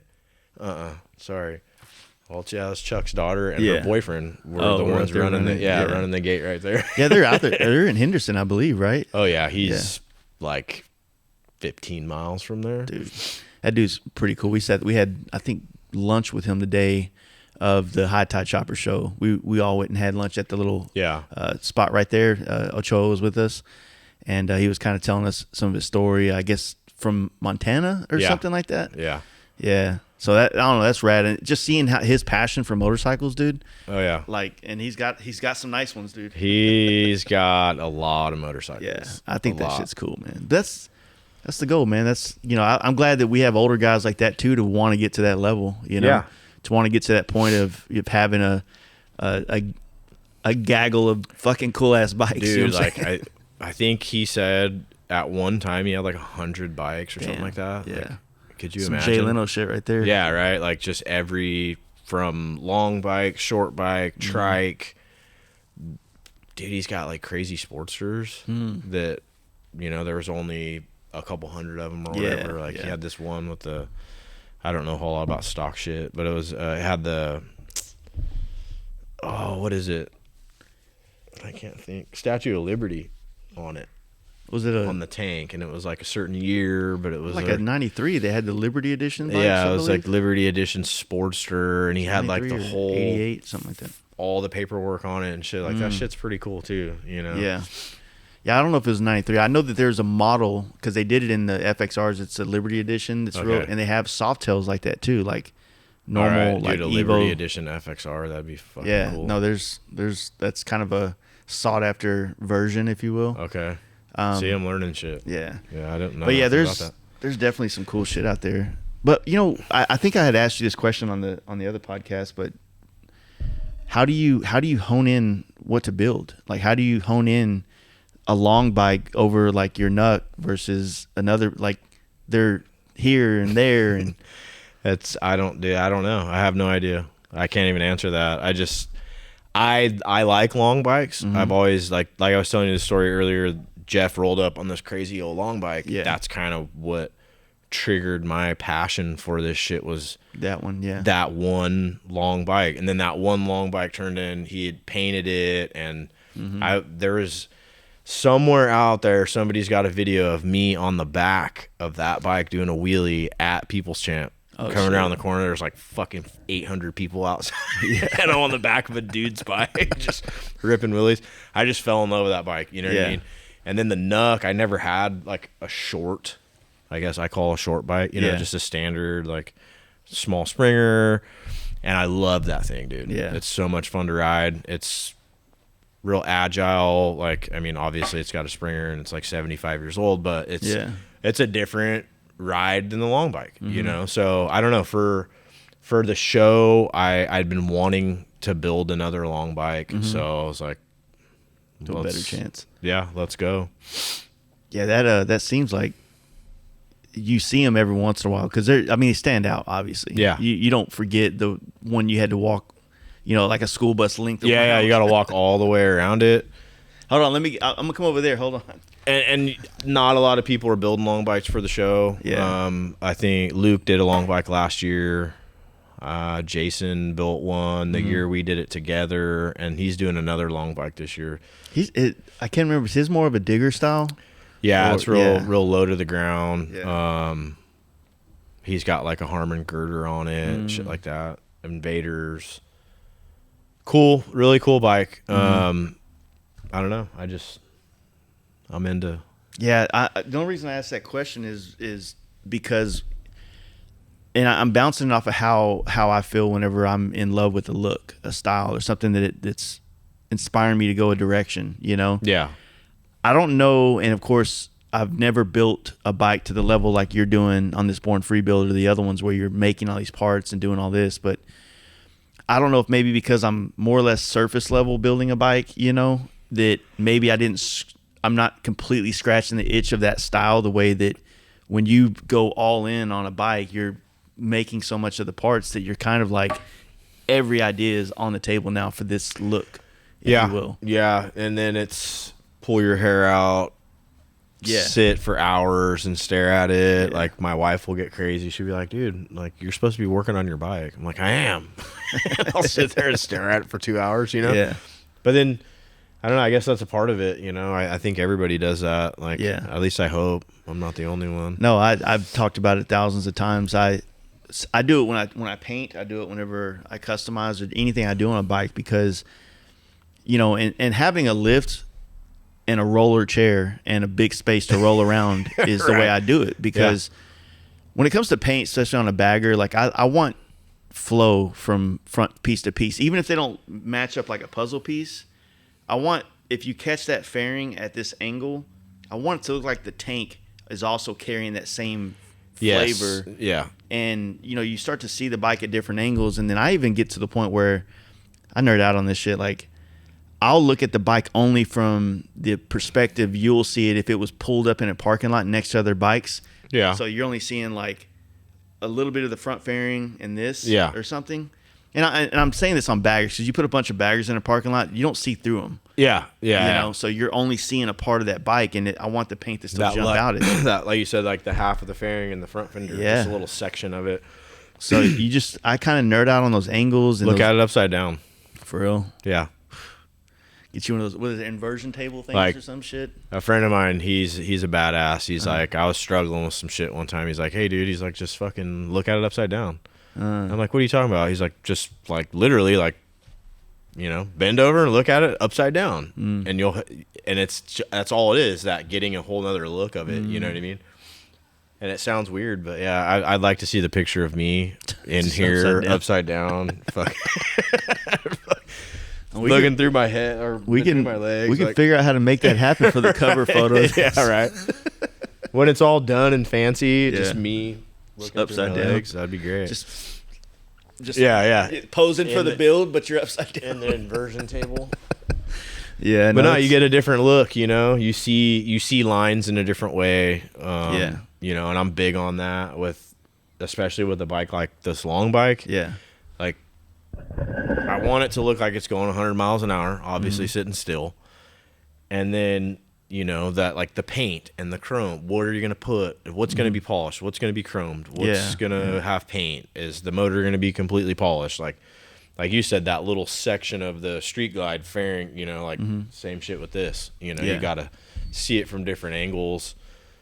I'll look at it straight ahead, look at it from, you know, straight from the back. Yeah. Like, oh, it sticks out a little too far, or right on top. I don't know. It's, I guess that kind of. Yeah, I mean, that's what I loved about doing the FXR is there was more things to modify and customize to my liking, you know, from where the tank would sit on the frame rail or how far you wanted the rear fender. Like, went up with that frame and everything. So we too, went 4.5 inches up, but not back, just straight up. Yeah. And we went as far as we could, also pulling the down tubes back without having to like do a traditional like de-raked look for the bottom of the rails, you know? Because we wanted it to look kind of factory, and because we only went up a little bit, kept the same degree as stock, it looks de-raked, if you will. Yeah. No, it looks killer. I really like that bike. That's nice. What I ended up doing is like my son at the time, he's taller than me now, but at the time he was like, you know, he's growing like a fucking inch every month now, but he was right at my height. So I was like, hey, sit on it. And I had him just sit on it for like 30 minutes. And I just, walk around it. You know, I always think about like, I mean, we were talking about this when we had the podcast, how I got to have a dude in it, right? Remember that? So I need a dude on it. I got to see, you know, when you roll by somebody on a bike and it just looks killer. Yeah. That's a different perspective. And I think one that's more impactful. Yeah. Because you can visualize yourself being that there, you know? I'll tell you, I've got a couple photos of the purple, the panhead, and it's like literally on this road going out in the country, and one of my buddies, making Instagram fucking videos or whatever, and there's one photo that stands out, and it's just the stance and the, you know, like it looks tough. You know, that tough look, like, I don't know, it's just perfect. The stance, the mid controls, everything's in its place, you know, like, and I see I'm going to have a dude sit on my bike as it gets a little bit more done here. Yeah, having a dude in it, man, it really helps you. Yeah, you got to have a dude on it. Helps you finish. That's so cool. But I used to tell people all the time, you know, the RT fairings on the FXRs, I fucking hated those things when they started popping up, because right around that fairing gaining like the resurgence of popularity probably about 10 years ago now, the KZ1000 fairing was also very popular. Yeah. And I hated that one equally. And I was like, this shit's dumb as hell. And then one day I'm cruising down the road. I was in California, and this dude fucking just, I don't even think it was a Dyna. I think it was a Dyna with the RT fairing on it. But the dude just looked tough as shit going down the highway. Like, there it is. And I'm like, fuck, damn it, I like that. Yeah. And now fucking hated it forever. Me, you know? Yeah. So that's funny. My wife fucking hates fairings. For real? Oh yeah. You're gonna get a bike with a fucking fairing on it? Oh yeah. I'm like, dude, she's feisty. Yeah. Oh yeah. Fucking, I don't like fairings. She's funny. That's awesome. She doesn't like the knucklehead though. She doesn't. She likes the knucklehead, but does not like riding on the back of the knucklehead because it's pretty fucked. Oh, okay. A little pee pad, and that's all she has. Her last trip was high tide. Mm-hmm. We got back. We did the run for lunch with Victor, and we got back, and she's like, "I'm never riding on the back of that thing again." It's like, fuck, I got to get a different seat. So I got to figure out that too, because on the FXR, I'm doing I'm going to try to. I got to figure out financially how I'm going to pull this off. But basically, a 6-week trip on it, leaving here to New York for the East Coast Jam, and then literally across the country. Oh, wow. To Washington and down for Born Free, and then hanging out in Cali for about 2 weeks to go to the West Coast FXR Jam. Now, my wife's going to fly to New York and spend like a couple of days with us there. And then she's from LA, so she'll come to LA and do Born Free. But my bike, the FXR, is not set up to have a passenger on it at all. Oh, okay. And so I need to make another seat and do a seat pan that'll kind of allow her to have somewhere to sit, but it's still not going to be that much, you know? Yeah. I got to figure out a lot of shit, because that trip is kind of like the way it's shaping up, the things I'm trying to do on that trip and create. It's like, I just, I want to have everything figured out. And you're talking about riding from your place to New York and then all the way back across the north part of the country, doing podcasts, photography the whole time. I got a bag. Yeah, one of the bags there is big enough to. I wouldn't be able to do video podcasts, but I can take the camera stuff to do the photography that I want to be able to pull off, and my kind of like skeleton microphone setup. Yeah. To do podcasts, and just spend 6 weeks on the trip. You know, East Coast, West Coast, Born Free, because FXR World, you got the Triple Crown, which is the East Coast FXR Jam, West Coast FXR Jam, and then the Sturgis FXR show. Okay. So I don't think I can pull off being gone for. It would end up being like just over 2 months. Oh wow! To do all three without coming home. Yeah. But I'm definitely going to try to do the East, because I've never done a literal ocean to ocean. Yeah. Living in the middle of the country, it's kind of hard to do that sometimes. Yep. So it's just checking a lot of boxes, and I'm setting up to hang out with different people, to do interviews, podcasts, you know, interview them for other things. And yeah, it's just like I don't know. But I want to do it on back roads though. So that's the thing. Yeah. Having the time, it's not like I'm not going to be in New York in 2 days. It's going to take me almost a week to get there. Yeah. Yeah. Going through, you know, the slower highways. So what's that, like 2,000 miles at least, right? Well, from my doorstep to Long Island, I think it was like 1,800 miles. It's like same from my house to San Francisco, you know? Yeah. But I think that where they're doing the FXR Jam, I think is in the Catskills, so it might be a little bit further, but I don't. Seems like everything's close out there on the East Coast. Yeah. But we'll see. I don't know. But I know for a fact that the trip itself was probably going to be well over 10,000 miles, you know? Damn. So that's a trip of a lifetime right there, buddy. It's kind of like, it's my all in, you know? Yeah. Like after this trip, I don't know that I'm going to, I don't know. I mean, I know I'm still going to be in motorcycles and in this world, but I don't know. Like it's kind of, you know, it's my 20th year in the bike world. And so it's going to be like, hey, you know, do this trip, and how you feel, you know, you need to make the next 20 years of your life based on how this works out almost, you know? Yeah. I mean, it makes sense. I don't know. It doesn't make any sense, but it makes sense. I think it makes sense, dude. Yeah. You know, do 10,000 miles on a motorcycle and see if you fucking really like it when you get back. I just want to see, like, you know. Do I want to keep doing this, or, you know, I mean, you're still young, 41. Yeah. So I want to do it for a lot of reasons, but you know, I know I'm always forever going to be in motorcycles. That's never going to go away. But you know, if I do this trip and I can make these things happen, and these things can turn into some kind of financial help, not rich, but yeah, you know, can I now do this for a living for sure? Just, you know, shit ain't podcasts free. or whatever, you know? Yeah, for sure. And if I can't, man, I feel like I need to make changes and you know, be a little more responsible. Yeah. Because like I said, I've been kind of working for myself for 20 years. You know, I've had jobs within motorcycle shops and things, and now I'm at a point now where it's like, you know, you only really took advantage of the freedom you've had for the last like 6 years. Yeah, yeah. But now you need to start being a little more responsible for the next 20 years of your life while your health deteriorates. Right, yeah. Or, you know, we're going and rent's on going higher, and you need to fucking own something somewhere Yeah. that's going to like pay you back somehow, you Yeah. know? I'm That's growing what up is what's I'm happening. thankful, you know, my mom, she kind of whipped me into shape when I was younger. Yeah. I was renting a house, and she's like, you need to fucking buy a house. Yeah. I'm like, there's no way I can buy a house. You know what I mean? I'm like 25, 26 years old. I was like, fuck, no way. And she's like, you're paying more for rent than you are if you actually like got a loan and bought a home, you know? And she fucking helped me do it the first time. Yeah. And I've owned a home since. That's know? cool, man. Yeah. So, and it's cool, but fuck, you know, it's a mortgage payment. Yeah, I mean, fuck, it's for 30 fucking years.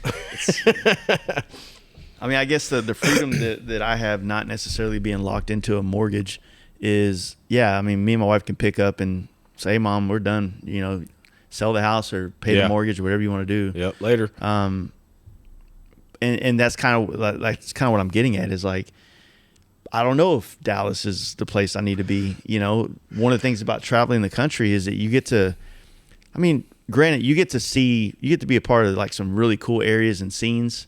Yeah. While it's cool to be there. You know? Yeah.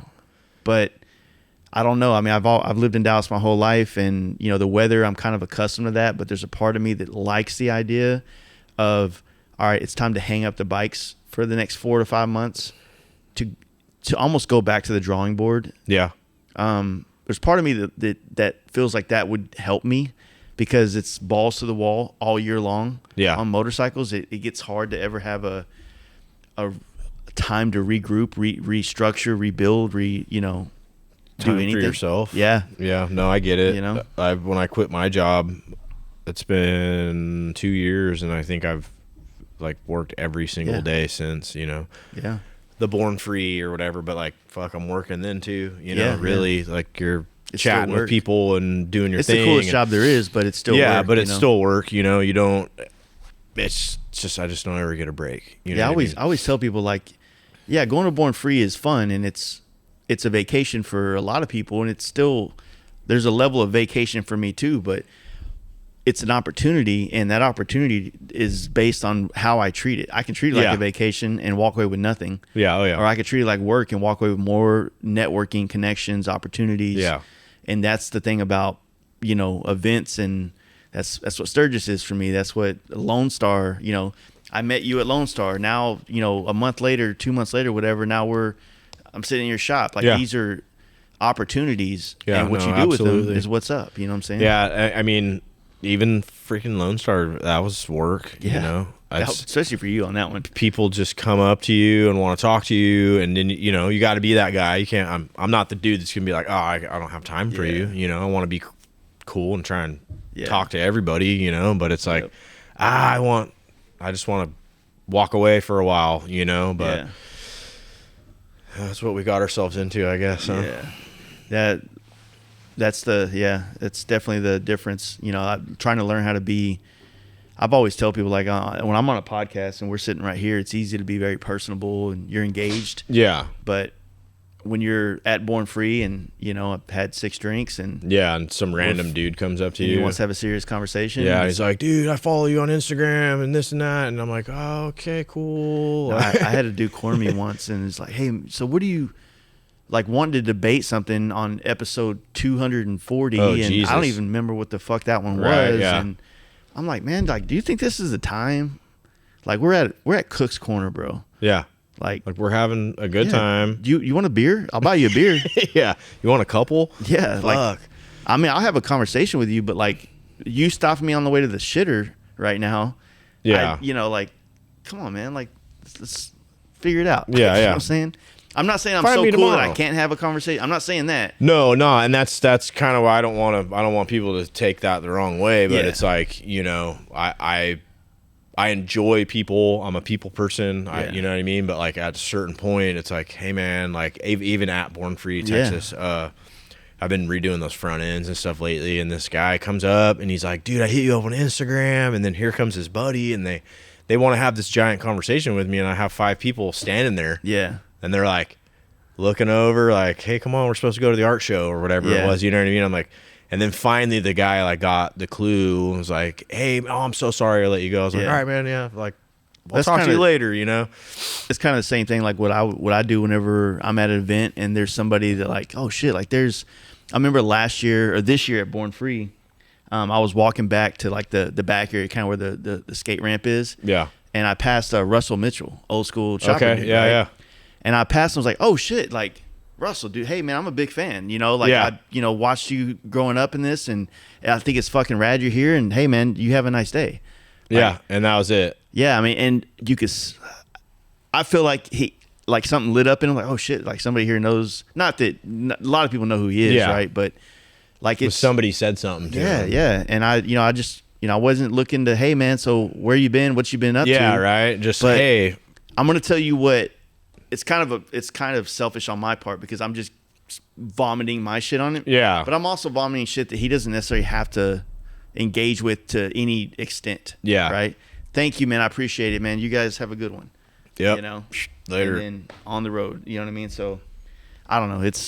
I want to be better at that, but I also never want to be that guy that's like, hey, come to the meet and greet. Right, yeah. I'll sign your fucking I'm never gonna do that T-shirt later. Yeah. No, hell no. I'm fucking straight off that. Yeah. No. I'll talk to whoever, but yeah, I don't think anybody is that famous in motorcycling to ever have to do a meet and greet. Like Brad Pitt, dude. You can't I'd go to his meet and greet. Open up. If he had a meet and greet, I'd definitely go to that one. Yeah. Buy a couple tickets. Yeah, for sure. I gotta pee. Oh yeah, go ahead. I'm back. So shit, how long did it take you to get here? Right at 3 hours. That's not bad. Yeah. So it's not bad at all. Like I said, it was peaceful. Yeah. One thing that's weird is that people out on these back roads in between 45 and 35, they have to do 10 under the speed limit everywhere. And even though I'm chilling, yeah, I'm like, man, I can't go this slow. No, there's some spots out there. Yeah. Good old boys out there, man, cruising. They're probably drunk or something. Probably, yeah. Cruising through. I've been wanting to put together like little like, you heard of like the old poncho run? You heard of that? I think so.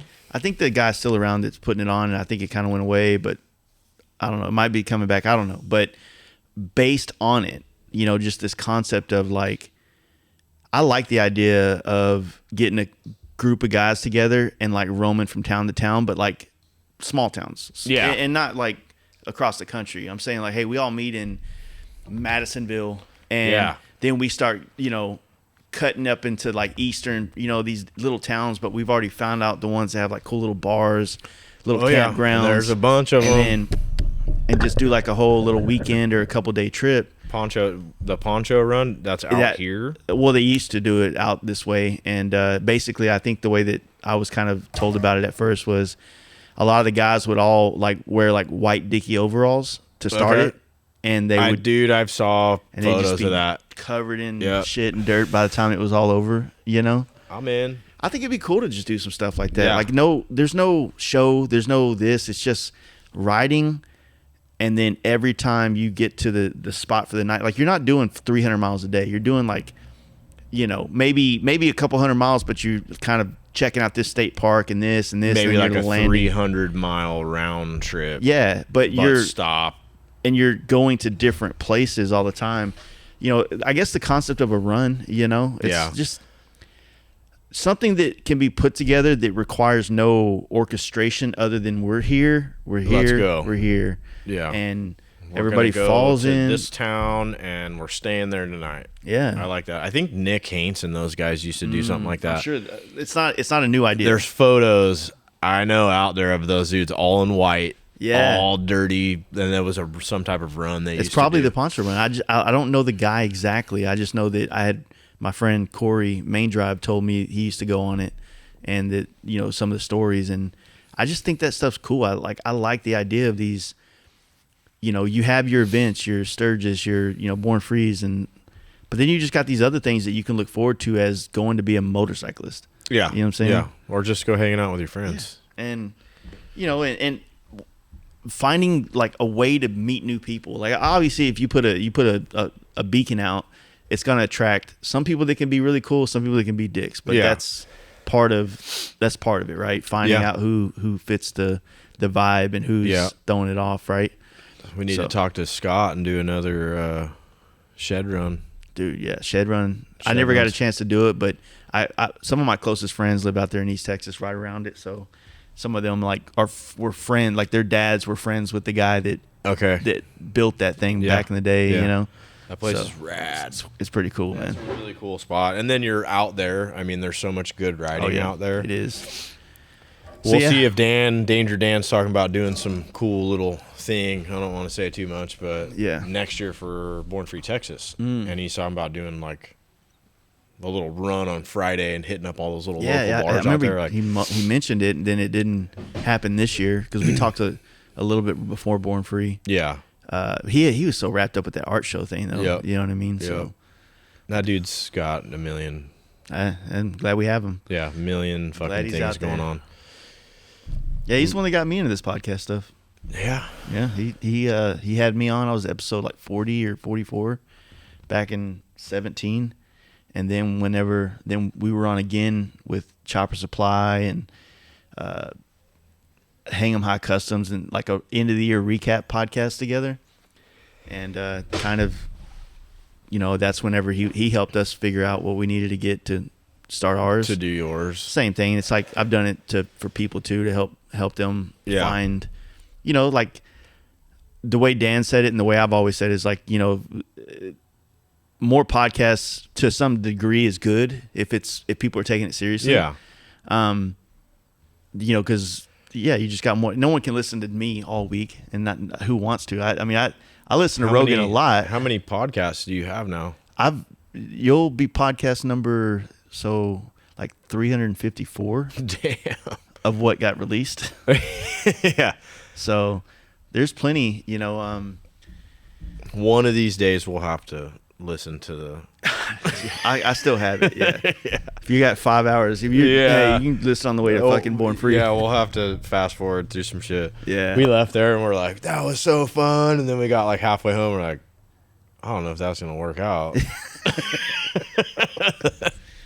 Drank a lot, dude. That was great. Yeah, that was great. Some of that Black Bush. The Black Bush. Yeah, never saw Black Bush. Yeah. But no, there was good things in there, and that's what I was saying. Even like Haney, like I want to do a podcast with him still, but without with just kind of focusing on like the things that he had going on. You know what I mean? So, and we'll make the Hayes close, so I can. He's not very far from you. Yeah, he's Denton. How far is Denton from you? Man, Denton's like maybe 50 miles. Okay. Because I'm like just over 25 miles to Dallas, and I think he's like the same distance opposite end, so maybe 50 or 60. I think February 7th, they're doing a swap meet in Denton. Yeah, I heard about that one. Yeah. Man, that time, I know I'm going to be gearing up for Mama Tried stuff. So after this, next week when I go on this road trip for 2 weeks, then I come home, and then it's like balls to the wall paint jobs for people that are going to Daytona. Okay. Because when I leave to go to Mama Tried, it's like 3 or 4 days before Mama Tried, which I think is the 24th of February. Yep.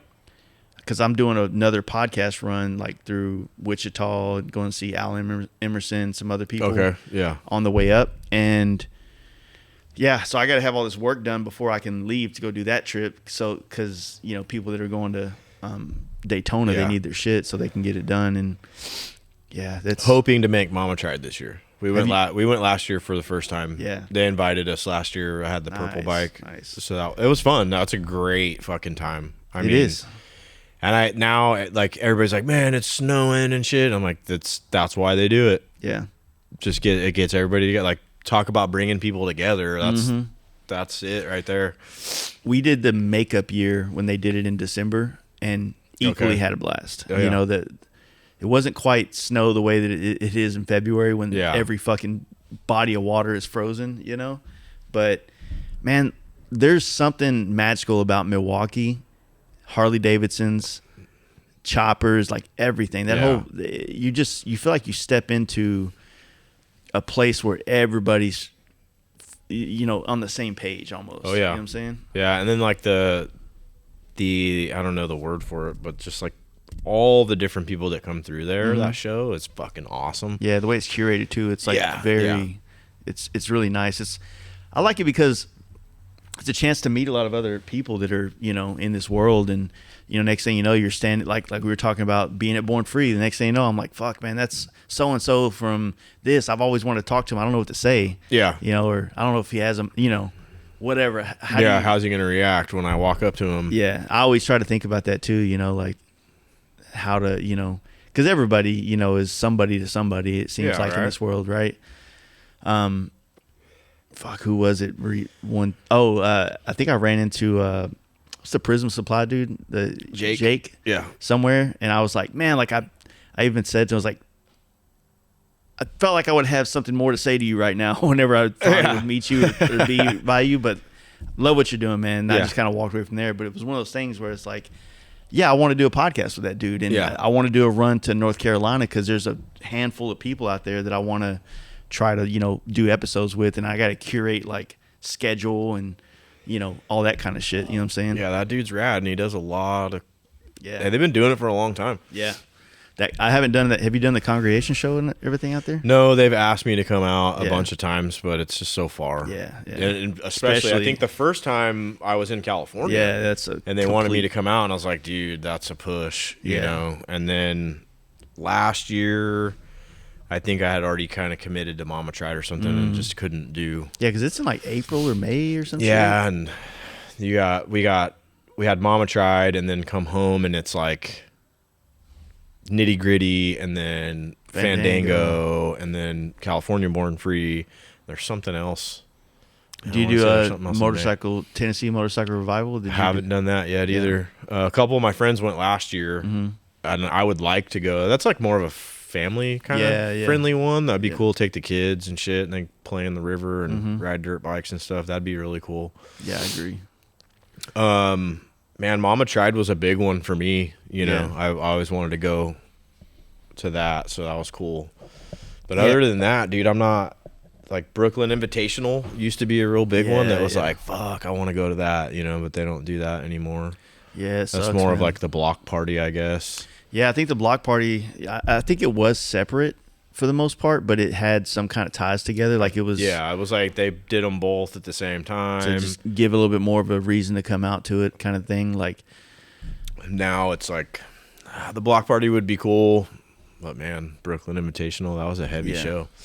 Yeah, there seems like I've talked to other people in other parts of the motorcycle world. There doesn't seem like there's a lot of really prestigious places to build a bike for as far as a show bike is concerned. Like like the Invitational would have probably been something that was on that level. A lot. I mean, to be a Born Free invited builder to me is probably like one of the pinnacles of building a bike right now. Yeah, it's gonna probably give you the most attention, the most.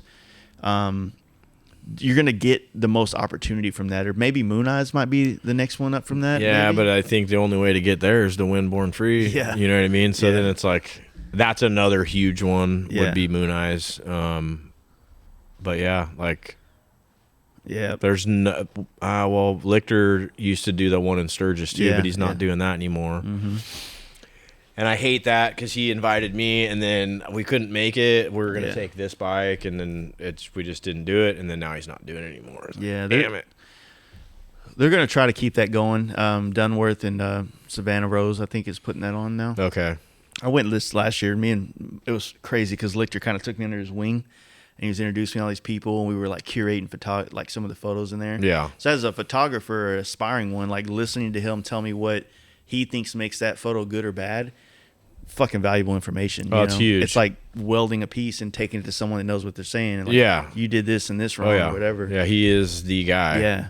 And so, but no, that's kind of one of the things, like through people that I know that know Warren and those guys up at Mama Tried, I did all the stuff to fill it out, but the FXR being able to be at it is a huge thing for me. Oh, that's rad. But yeah, now I want to go down and after this year, kind of put my nose to the grunt get the fabrication stuff done, whether that's 2 years, 5 years, or whatever, to get to a point where maybe I can build something of that caliber that could be invited to Born Free. Do you have to go through the whole People's Champ to get on it now, or is it kind of like I want to skip the minor leagues? You know what I mean? No, I don't think. I don't know, man. There's so many things could be said about that. I know guys that have asked a lot of people just hit up Mike and Grant. Hey, I want to be an invited builder. Oh, okay. I know they reach out to some people. I did People's Champ and I won, so that's kind of how I got. You did the People's Champ through the show class. Yeah, I think I was the last People's Champ for show class, and then it turned Builtwell. Or maybe they did one more year and then it was the Builtwell thing. I don't know if we talk about it, but didn't they get like wrapped up in some kind of like book thing with some outlaw shit? I'm pretty sure that was what happened. Yeah. And that dude he just had too much money. Those guys couldn't keep up. Yeah. And what a great magazine. Yeah. And it's just. Yeah, dude, it sucks, man. Yeah, and I think we all know who that guy is. Yeah. It's wild. It's wild. Yeah. He gets away with the stuff he gets away with. Yeah. But then it's all, in my opinion, it all comes down to money, dude. It's all money. So, I love reading the comments. Oh, dude, they're fucking good, dude. that whole situation. I think, a lot of people don't know about all that stuff, but yeah, there's when that dude's place got broken into, and it seems like a whole bunch of clowns keep trying to are the ones that are doing stuff about it, and but it's turning into such a high profile thing that like, how is he going to be touched any other way without people reciprocating. Yeah, it's a weird thing. Yeah. I don't know. And he has the money to back up anything. And all about that money. yeah. You got enough money, you can do whatever you want, I guess. Dude. Must be nice. I don't know. I don't know either. If I had more money, I'd probably just. If you had more money, like what would you do? Like more of what you do now? Yeah. Or less of what you don't want to do, more of what you do want to do? I would travel. Yeah. Yeah, if I just ran into some money, I'd some places I'd like to go. You know what I mean? But if somebody was like, "Here's $1 million," I'd go buy equipment. Yeah. You know what I mean? And I'd make money off the equipment. You know, I like to stay busy, so it's like, oh, here's $1 million. All right, I got a CNC machine. I got all these cool, like, just, you know, oh, we're making this now or that. Like, that's like a legit $1 million cash. If someone handed that to you, like, I don't have any of those type of desires or wants that are just like I'm not gonna go buy a Rolex. No, I'm not gonna go buy a car that. I might buy a Grand National. You know what I mean? I've always wanted like a legit. I want a 64 Impala. Yeah. You know, but I would probably, like I was telling you about, like the kind of vibe of a place I want to buy. Yeah. Like an old building like that I can turn into my spot. But yeah, then deck it out with shit. But see, that's like investing in you or your family. Like, you know, some people win the lottery, dude, and fucking the next year they're living in the gutter. Yeah. You know, it's like, fuck, you could have bought property or I got a fucking Mercedes and a Rolex, right? Yep. I'm not into that shit. I remember I want a new TV. That's about it. Yeah. Yeah, there's just certain things to that I feel like $1 million doesn't really seem like a lot of money anymore. Like it seems it's not. Like it'd go pretty quick, but I mean definitely if it was $1 million untaxed dollars that I can buy whatever I want with it, then I would definitely probably buy some of those things that just to get it out of the way, maybe. But I think you still have to work. Like you're not getting $1 million and you're fucking done. No.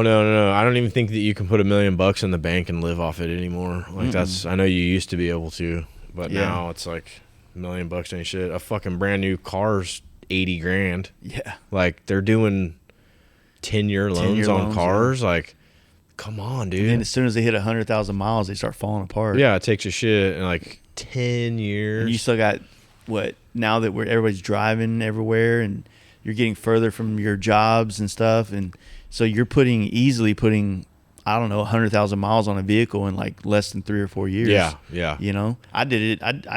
I bought that Jeep 3 years ago in June, and I've already put 80,000 miles on it, and about to put another 7. Yeah, you know what I mean? So. Yeah, that's crazy. We went and looked at. We just bought my wife a car. She totaled her car, so it's like, dude, 50, 60 grand. Yeah. You know, you can't find anything decent used. They're $25,000, $35,000. It's just insane, dude. Yeah. Cars. And then they fall apart. You can't work on them like you used to. Yeah. You know. I showed my wife on a Suburban, right? And I'm like, cool. I'm like, fuck. Here's like this 94. Yeah. We're gonna pay cash for this bitch. You can get those old like early 2000s like Tahoes and Suburbans. Those things last forever. They do. But if you jump up to like the '07 when they changed the body style, oh yeah, you're paying for them. They're still going for like $20,000 and they'll have 200,000 miles on it. I'm like, I mean, just yeah. The good old days are gone, buddy. They don't exist, man. Yeah, you got to pay up. You'll own nothing and be happy. Isn't that what they say? Right? Yeah, the American dream. Yeah, just lease it. Lease. But then you got to keep the miles down and shit like that. Can't live. Like somebody told me the other day to do like for my business, like lease a vehicle fleet. I'm like, fuck. Hell no. Yeah. Like you got the Sprinter out there. That's what I would do 100%. The Sprinter's fine. I mean, I'm about tired of driving the Sprinter because that's all I got. You know what I mean? I got to go to the hardware store. I got to get in the fucking big ass Sprinter and go. Yeah. But like, is it worth it? Yeah. Yeah. You know, even that thing, dude, they're getting expensive. Used ones are 20, 30 grand. Like, I've had that one for 2 years now. We bought it and went straight to Party at the Pen. Oh shit! From here, yeah. I had 3 bikes and a trailer. and then came back with 2 more bikes. So I had 5 bikes. I had 3 bikes in the van and 2 in the trailer. Fucking Just going. smooth sailing. How is that event?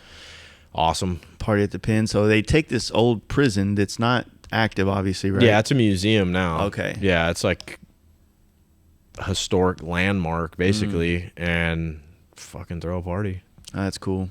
So those are the kind of things I'm talking about, like different, you know? And I think that's one of the things that's different about, like, I guess the younger, you know, take that with a grain of salt, the younger generation of motorcyclists coming up, is I think that we don't look at rallies as like, oh, let's do a rally here. Let's do a rally there. It's like, no, let's take something and make it kind of artsy. Let's do a Mama Tried or a hand-built show or these things that feel they have a atmosphere. You know what I'm saying? Because I grew up in the era where every other week in Texas there's another rally somewhere. It's the Lukenbach rally. It's the Tyler, Texas rally. It's every town had a rally. Yeah. And it's literally like people, in my opinion, just didn't have much they're just trying to capitalize on what everybody enjoyed about Rot Rally. Okay. Or, this other event or this other thing, instead of, finding new ways to bring people together that's different. But what's up with that Rot Rally thing? I think that, so apparently last time I heard, and things could be wrong, but last I heard, one of the guys that works at Austin Speed Shop had bought it. I was going to say, yeah. And then when that happened, this was like 18 or 19, somebody, a part of that, reached out and said that they were like looking at bringing in some new people. Like our brand was kind of, a new brand to get involved as far as like helping promote it. And, I told them the same thing I told everybody that thinks about that's because I think that place is still for sale. The rally is. Okay. I was like, the money you're going to spend buying the rights to this thing and the email list that they may or may not have, spend the money and start something new, because you're going to have to start over anyway. Pretty sure you did, though. Yeah. With the Austin Speed Shop thing. Yeah. Yeah, they did this last year. Me and Jason Ochoa went. He invited us, but I didn't know that. I had heard that was the Rot Rally, but I was like, it's just the Austin Speed Shop. Yeah. Oh, so, at their spot, yeah. Yeah, I was just there, and it wasn't very big. Like, yeah. Not a whole lot of people showed up. Austin grew too much for that rally. You think so? Oh, yeah. I mean, because the way it was, 15 years ago, whenever I first went, it was Austin was different then, Yeah. And the Travis County Fairgrounds, they also used to do this badass truck show there back in the day. I can't remember the name, but it was like the truck show, like all old like mini trucks, all that stuff. And damn, I can't think of the name, but the concept, was, I think the last Rot Rally I went to was in 2012 or 13, and it was like $170 a person to get in. Oh wow! I mean, you could sleep wherever you wanted, as long as it's not in someone's like RV spot or something. They had like this is tent camping right here. And that's kind of what we did. So it was like a big ass party then. Yeah, yeah. And we went in 16, I forget, 17. Yeah. Yeah, we went in 17. Because I've heard of that a few times. And then when we went to the Austin Speed Shop thing, somebody mentioned it, and I was like, well, isn't that like a festival or like? Yeah, it's more like that. It was like a big thing. It was, yeah. It was big, but I think that it just kind of what that rally turned into. They had this thing called the Nude Mile, which is basically this big loop that went around the entire thing, and as soon as the sun was hitting the tree line, they would all turn their LEDs on their bikes and their golf carts, and they just drive around doing burnouts, or not really burnouts, just revving. Yeah. And then everybody sat out there with beads, and there would be chicks showing their shit and dudes walking around with their dicks hanging out. Yeah, and it kind of turned into, honestly, low-key, a fucking fun-ass time. But it's one of those things that, like, it's only fun if you stumble into it, not if you actively like, I can't wait to go there and be a part of it. Yeah. You walk in, you're like, whoa, this is fucking cool. I'm here with a bike show, but this is pretty rad. Yeah. But you're planning on it. Yeah, it just seems weird. Yeah. Dude, that's like Henderson, where Born Free used to be. They have like a giant nudist thing that goes on, or used to go on. That thing used to travel to different parts of Texas. That's crazy, dude. I did a vendor space at one once because I thought it was a cheap vendor space, like $250. And I'm like, oh shit, I can go show people my paint work. Yeah. And then next thing you know, it's just dudes naked, a couple chicks walking around. And there's bikes there. Yeah. Bunch of wieners everywhere. Bunch of wieners, dude. That's and I'm fucked like, up. yo, like, it just, I don't know. Like, of course, nobody younger is going to want to come to shit like this. Yeah. Especially if it's a dude that's got a halfway decent chick. And next thing you know, she had 2 margaritas. And, you know, don't get me wrong. Like, I don't care if my wife dumps them out or anything. But it's like, you know, not everybody wants to go and just have. Yeah, not everybody's into getting naked. I want your old lady to exploit herself, not mine. Yeah, yeah. We'll watch everyone else's old ladies get drunk and get naked. Yeah, I've never been into that. Yeah, it's a version of motorcycling that I think that, like, people that were riding bikes in the 70s and 80s, they did that stuff, and it just kind of became this place where they all were really free from the whatever life that they've created for at home. So in that way, I kind of respect that. Yeah, they were able to like do their 9 to 5, and they're like, "We're going to fucking get naked this weekend." Yeah, they're gonna go party. Yeah, go look at those tits I just bought for my wife. Right? You know, fuck. I don't know, Bill. Those last were way better. Yeah. Well, look at those. No, I don't know. That's funny. Scott and Oliver, they told me about that. They're like, they went to look at that place or whatever, and they're like, "Yeah, dude, no fucking nudist shit. Like, we're not buying this place." And nope. Yeah, like, that was like a big deal. Like, they had to like tell those people they couldn't. Yeah, I mean, that's deep in the Bible Belt over there too. Yeah. So, right. Yeah, that's, I don't know, man. It's funny, right? Because like, I don't think that any of us want to go to that. No. But I also was at Born Free, California, and I saw a chick's butthole. No. On stage. Damn. So, yeah, go San California. Diego's, yeah, so it's like there's people out there that are going to do that kind of stuff. Right, or the hot dog lady. That's always interesting. But I don't know. I think that dude, if you go to Sturgis and you go to those campgrounds, that's how it is. Yeah, it is fucking wild. At the end of the day, even like Kernville Campout. Yeah. You know, I personally, we went, it was close to us, so we went every year. I went 4 or 5 years in a row, and it gets fucking crazy. You know what I mean? There's not too many naked people around, but people are partying, dude. Yeah. I mean, you get a bunch of people pent up in their day job all week, and they're going to go out on the weekend. They're going to have a fucking good time. Yeah. You know, they're going to go party. No naked people at High Tide Chopper Show. Yeah, it's a daytime event. Yeah, it's like you can pull your titties out at 2 p.m. What's wrong with you? Yeah, dude, it's 1, bro. I haven't even eaten lunch. Yeah, I don't know if that's really the.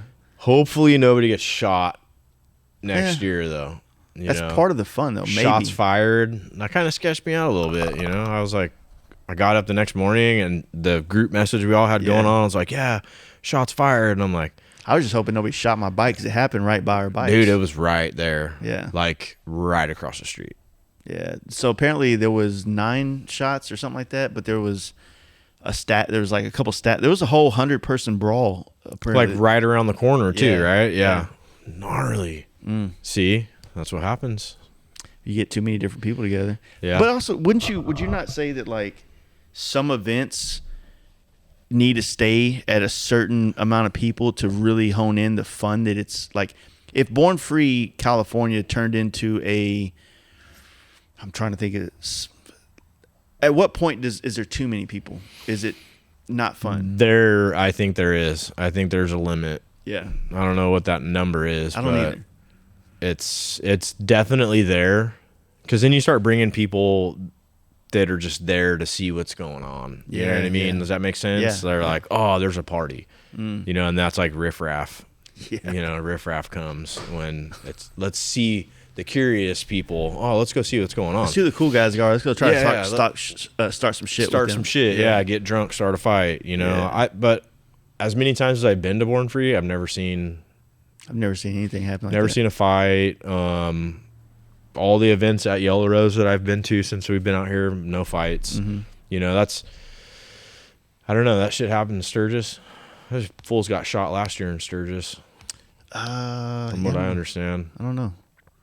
I guess, see, that's like, there's probably no cap on that. Or they're like, yeah, just. Yeah, thing is with Sturgis is like you're not confined to an area. You're in Sturgis is literally the entire southwest corner of South Dakota and Wyoming and Nebraska. It's like a rally or an event, if you will, that literally consumes the land of maybe a 200 or 150 mile radius. Yeah.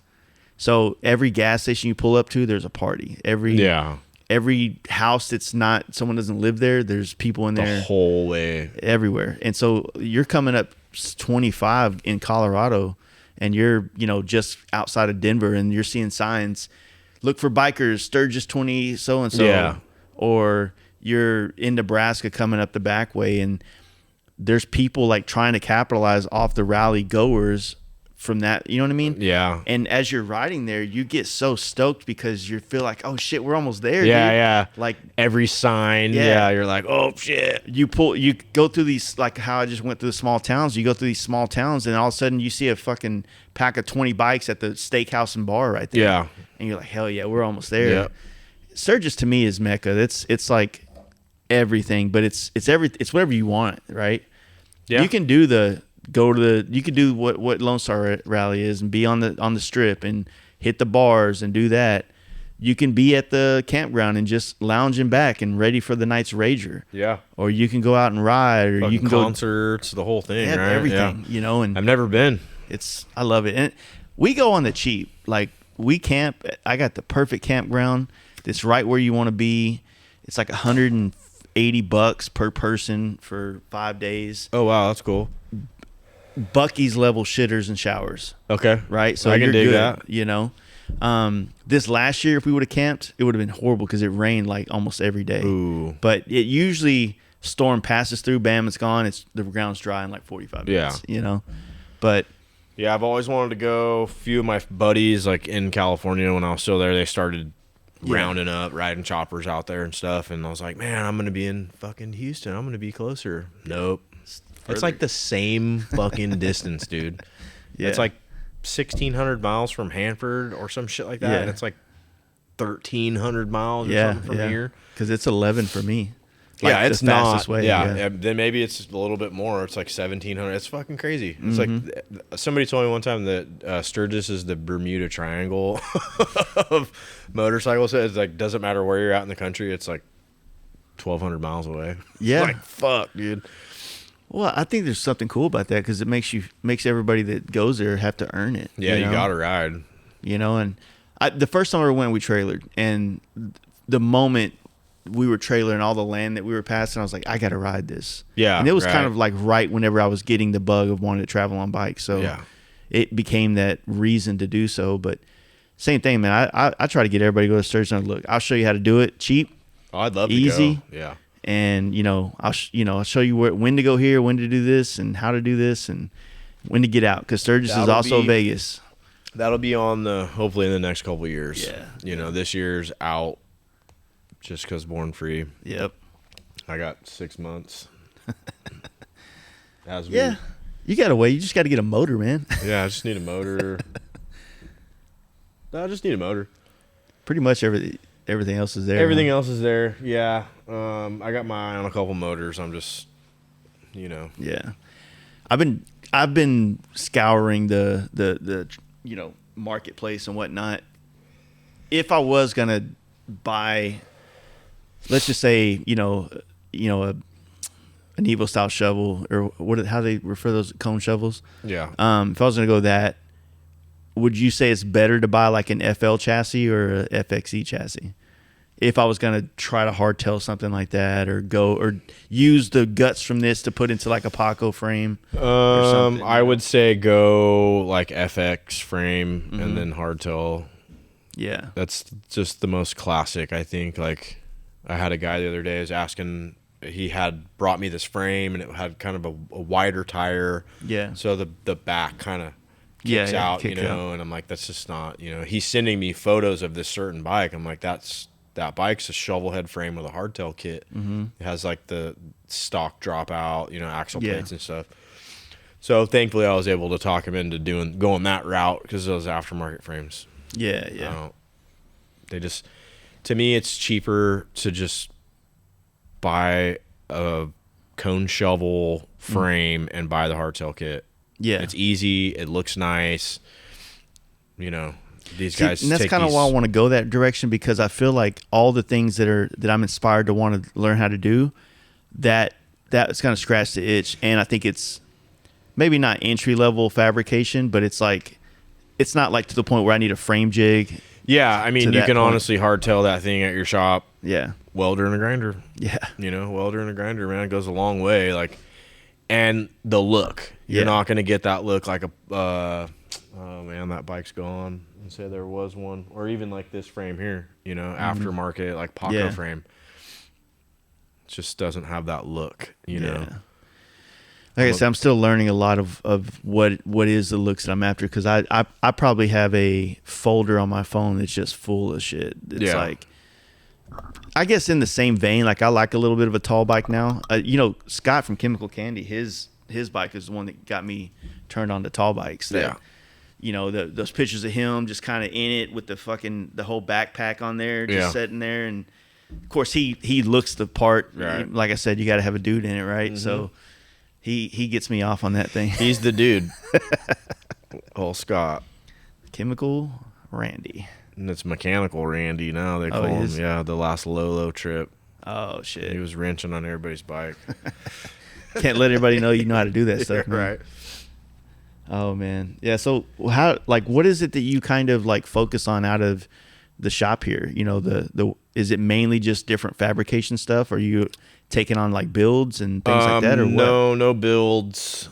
I'm kind of doing a build for a guy right now, but he owns a pretty high-end hot rod shop locally here, and he's got like full-blown Jesse James shit. Okay. Like power hammers and all that stuff. So I sourced a frame, shovel head frame, then I got a front end and wheels and all that shit, gonna hardtail it, and then he's gonna hand make a gas tank and fender. Oh, okay.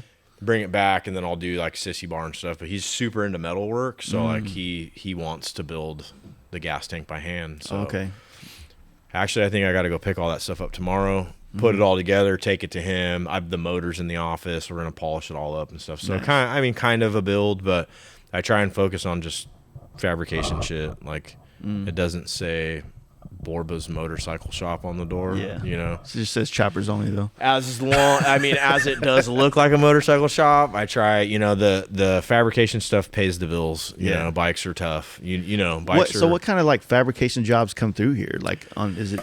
Oh man, I do a lot of stuff for bar restaurant work. I've been bitching about that lady not calling me. That job's it's a solar field out here a couple miles down the road. Just simple fabrication shit. You know, they call them module stands, which I don't know.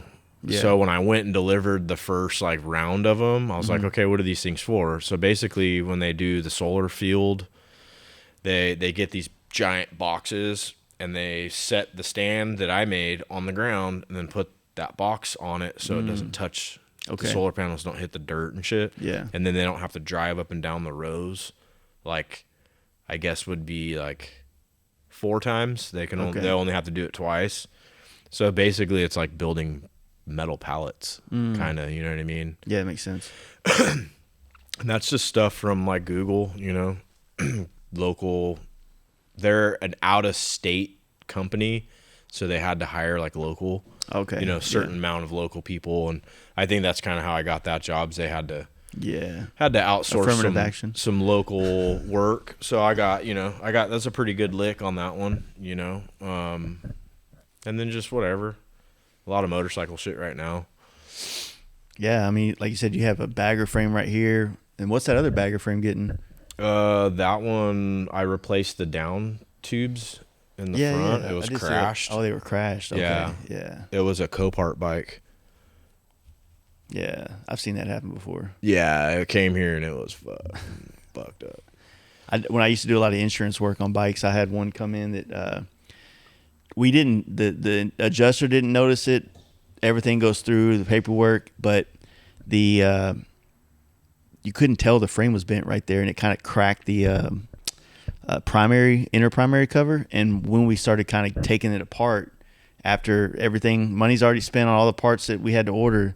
That's when we see that. It ended up being like It's a Street Glide. It was like a 2016 or 17, like Rushmore bike. But yeah, it ended up being like the bike was only worth like $20,000, and the insurance check was 19 because they fucked up that first time around. Oh wow. Yeah, I was like, look, man, I already spent the money on the parts, so I mean, I have the money that's labor, but how am I supposed to give you this money back so you can total the bike? So they ended up having to go through it. Yeah, this stuff's for Josh War Brothers. He does a lot of service stuff and engine builds, and he calls me when he needs some welding shit. Nice. So, and then a friend of mine has a machine shop up the street, and he'll, hey man, can you? Which is awesome because I don't call myself a machinist. I'm basically self-taught, but he'll get busy and he'll be like, hey man, you want to machine some parts? Oh, I'm like, fuck, are you serious? So it's cool. Like he trusts me to do machine work for him. Yeah. So that's cool. Well, you got, is like more manual machines or? All manual machine stuff. Yeah. He does a lot of oil filled, like valve actuation stuff. So like takes old obsolete valves and takes all the guts out, and they put these actuators on there, and he makes all the flanges and shit. So like he'll get busy and be like, hey, come to the shop and weld up 10 flanges. Okay. Or not too long ago he had a customer came in and they needed these little, I don't even know what they were for. They were like a long bolt. I just cut the head off and I had to make these little like kind of top hat pieces and then drill a hole and weld them up. So just basically whatever comes to the door, man. Yeah. Keeps me out of getting hit in the head with apples and shit at the jail. So no, that's right. I like the whole, I don't know, like I said, the shop is, with me needing to kind of really start thinking about like what I'm going to do with mine, because I don't think I can afford it too much further down the road. That's kind of like why I was saying about this year and the this trip, and like I got to figure all that shit out, because right now I feel like I'm just spending money and looking for some kind of write-off all the time, just so I can hopefully not owe them more money. Right. And well, I definitely wouldn't have this shop if it wasn't for the price. You know what I mean? It came up, a friend of a friend, and it's pretty cheap, so I was able to afford it. But man, I know an old timer out here, motorcycle shop, and he's like, you own your shop? I was like, no, I'm renting. He's like, man, that's the worst fucking thing I ever did. He's like, I've been in this shop for 30 years paying rent. Can you imagine? No, I wouldn't do that. Like, just pay and to me, it seems like you're just going with the motions the whole time. You know what I mean? Like, he could have bought that building. Or maybe he was just kind of like surviving the whole time. And that, I get like, oh man, so one of these days, hopefully there's a lot next to my house, and, I'm working hard and trying to figure out maybe how to buy that and then build myself a shop so that I own everything and I'm not handing my money over to rent, I kind of took a little bit from Jacob Kennard when he was talking about this, about how this year, 2024 or whatever, he's not building a bike for himself. He's focusing on getting, the machines and tools that he needs and kind of growing that side of it. It's kind of like the responsible thing to do to kind of evolve. I think that I tell myself almost what feels like every year, like, man, if I don't build another bike or do something cool this year on a bike, then what's the world going to think, Yeah, it's like, I know that they don't think of me now. How the fuck would they? Yeah, not, right. You know what I mean? And that's tough, though, building a bike. And like he did it a couple years in a row for Born Free. And I know guys that are like 3, 4, 5 years in a row. It's like same thing with cut rate, Oliver. Yeah, it's tough, man. That's a lot. Is he doing? He told me, because I asked him at Born Free Cali, say, hey man, do you want to do an FXR next year? And he's like, dude, I'd love to, but I already told myself I'm not doing any bikes next year for any deadlines. Okay. So I'm not saying that he's not going to do a bike, but I don't think that he's building like a Born Free bike. Yeah, I didn't think he was on the list. Yeah. So there's some heavy dudes on that list this year. Yeah. It's just nice. It's cool. And then seeing more people, different flavors, different parts of the country. And, I think that the dude Fury, he lives with Oliver. Yeah. And works at Saddleman. So seeing all the stuff he's doing is just rad. Yeah. And I don't know, I like all that stuff. Like different stuff coming into these bikes. Like you got like Pirowitz is on there this time. Like there's old cats coming back in the game, and like it's gonna be. I think it would be cool to see some of those older like biker build off guys kind of resurgence around. Maybe not a full roster, but like sprinkle them in here and there. Couple to be of a part them, of yeah. it. I think it'd be cool. You know? I was watching those videos the other day, nerding out. Yeah, good times on that shit, man. All right, that was like, man, biker build off. You know, the lady that helped us with High Tide was involved with all that stuff. Yeah, I know that she owns the Iron Horse in Sturgis, and I think there's something else in Daytona, or co-partner with something in Daytona. Oh, man, it's Iron Horse, and there's something else. Yeah, she's heavy. Yeah, heavy. She's been doing. Like I said, that's the world that we need a Michael Lichter to help us bridge those gaps between. Yeah, and even her, she was like, hey, Lichter had asked her, and she's like, yeah, let's do that. Like, we need to get some type of new vibe for that rally. And that was rad because, like, a lot of people came up and were like, this is so cool. Did you see the choppers? And it's like the sea of baggers. Yeah. And then you got, what do we had, 10 bikes? Yeah. 10 or 11 bikes out there. There were 10 on the pedestal. Completely different than anything else. But the whole little grass area was full of like rad choppers. Yeah, and shit, like the Saturday night, there was like 20 bikes there. I think one of the coolest things was that first little rip we all did where Lichter was shooting photos, and there's this kid that just one of those little bicycle kids just like riding wheelies everywhere, long ones. And Lichter got a photo of me and Jacob like fucking right there on each other, and that kid's just up on a wheel like wheeling next to us.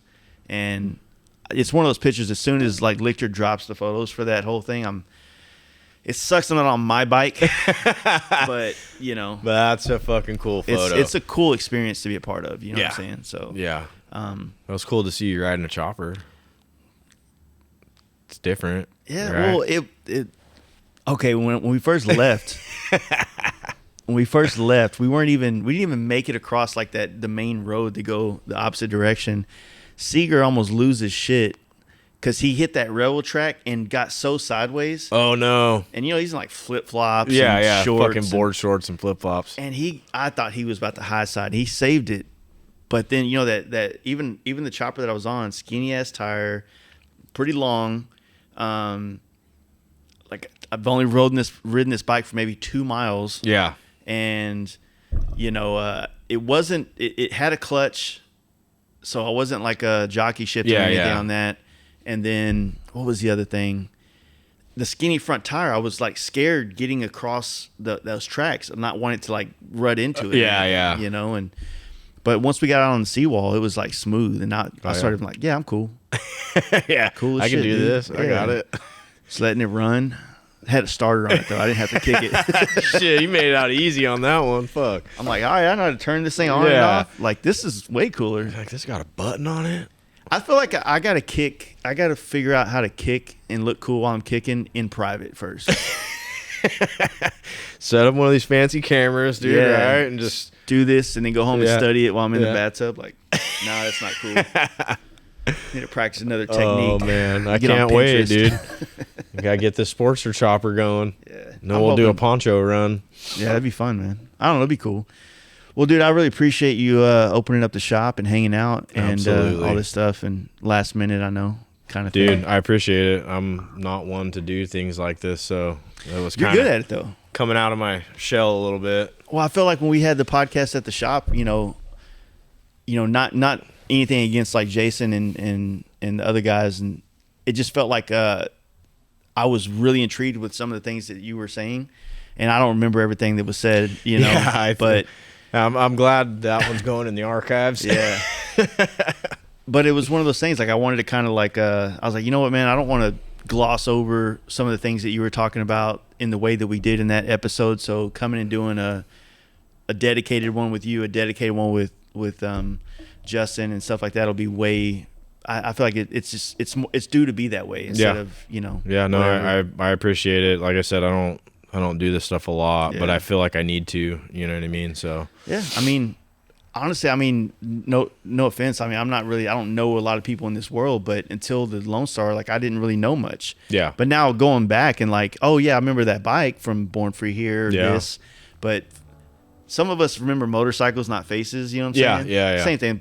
probably people know. Well, and I'm not very good at social media either. Yeah. I post a lot of my stories and shit, you know.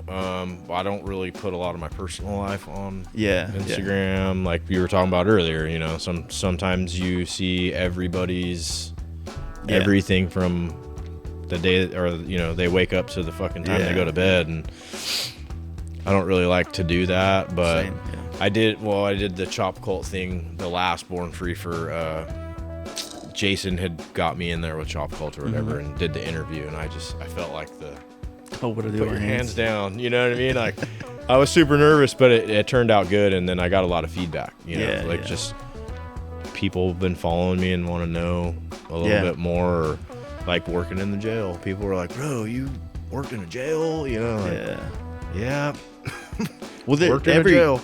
Everybody that's in this world, like that may or may not do it full time. If they do have another job, like you're saying, the jail, it's like so different than any other type of podcast in the world, but they're connected to it because of motorcycles. But then there's also this rad different story of a perspective that you're giving through working in jail. It kind of makes me human a little bit. Yeah. And people are like, oh yeah, it's not just that dirty misfit guy, you know, being a ding dong. Fucking ding dongs, dude. Well, thank you. Appreciate it. Thank you. It's starting to get cold in here. I know. Now we're going to open the door and start. Yeah. All right. Appreciate it, bud. You got it.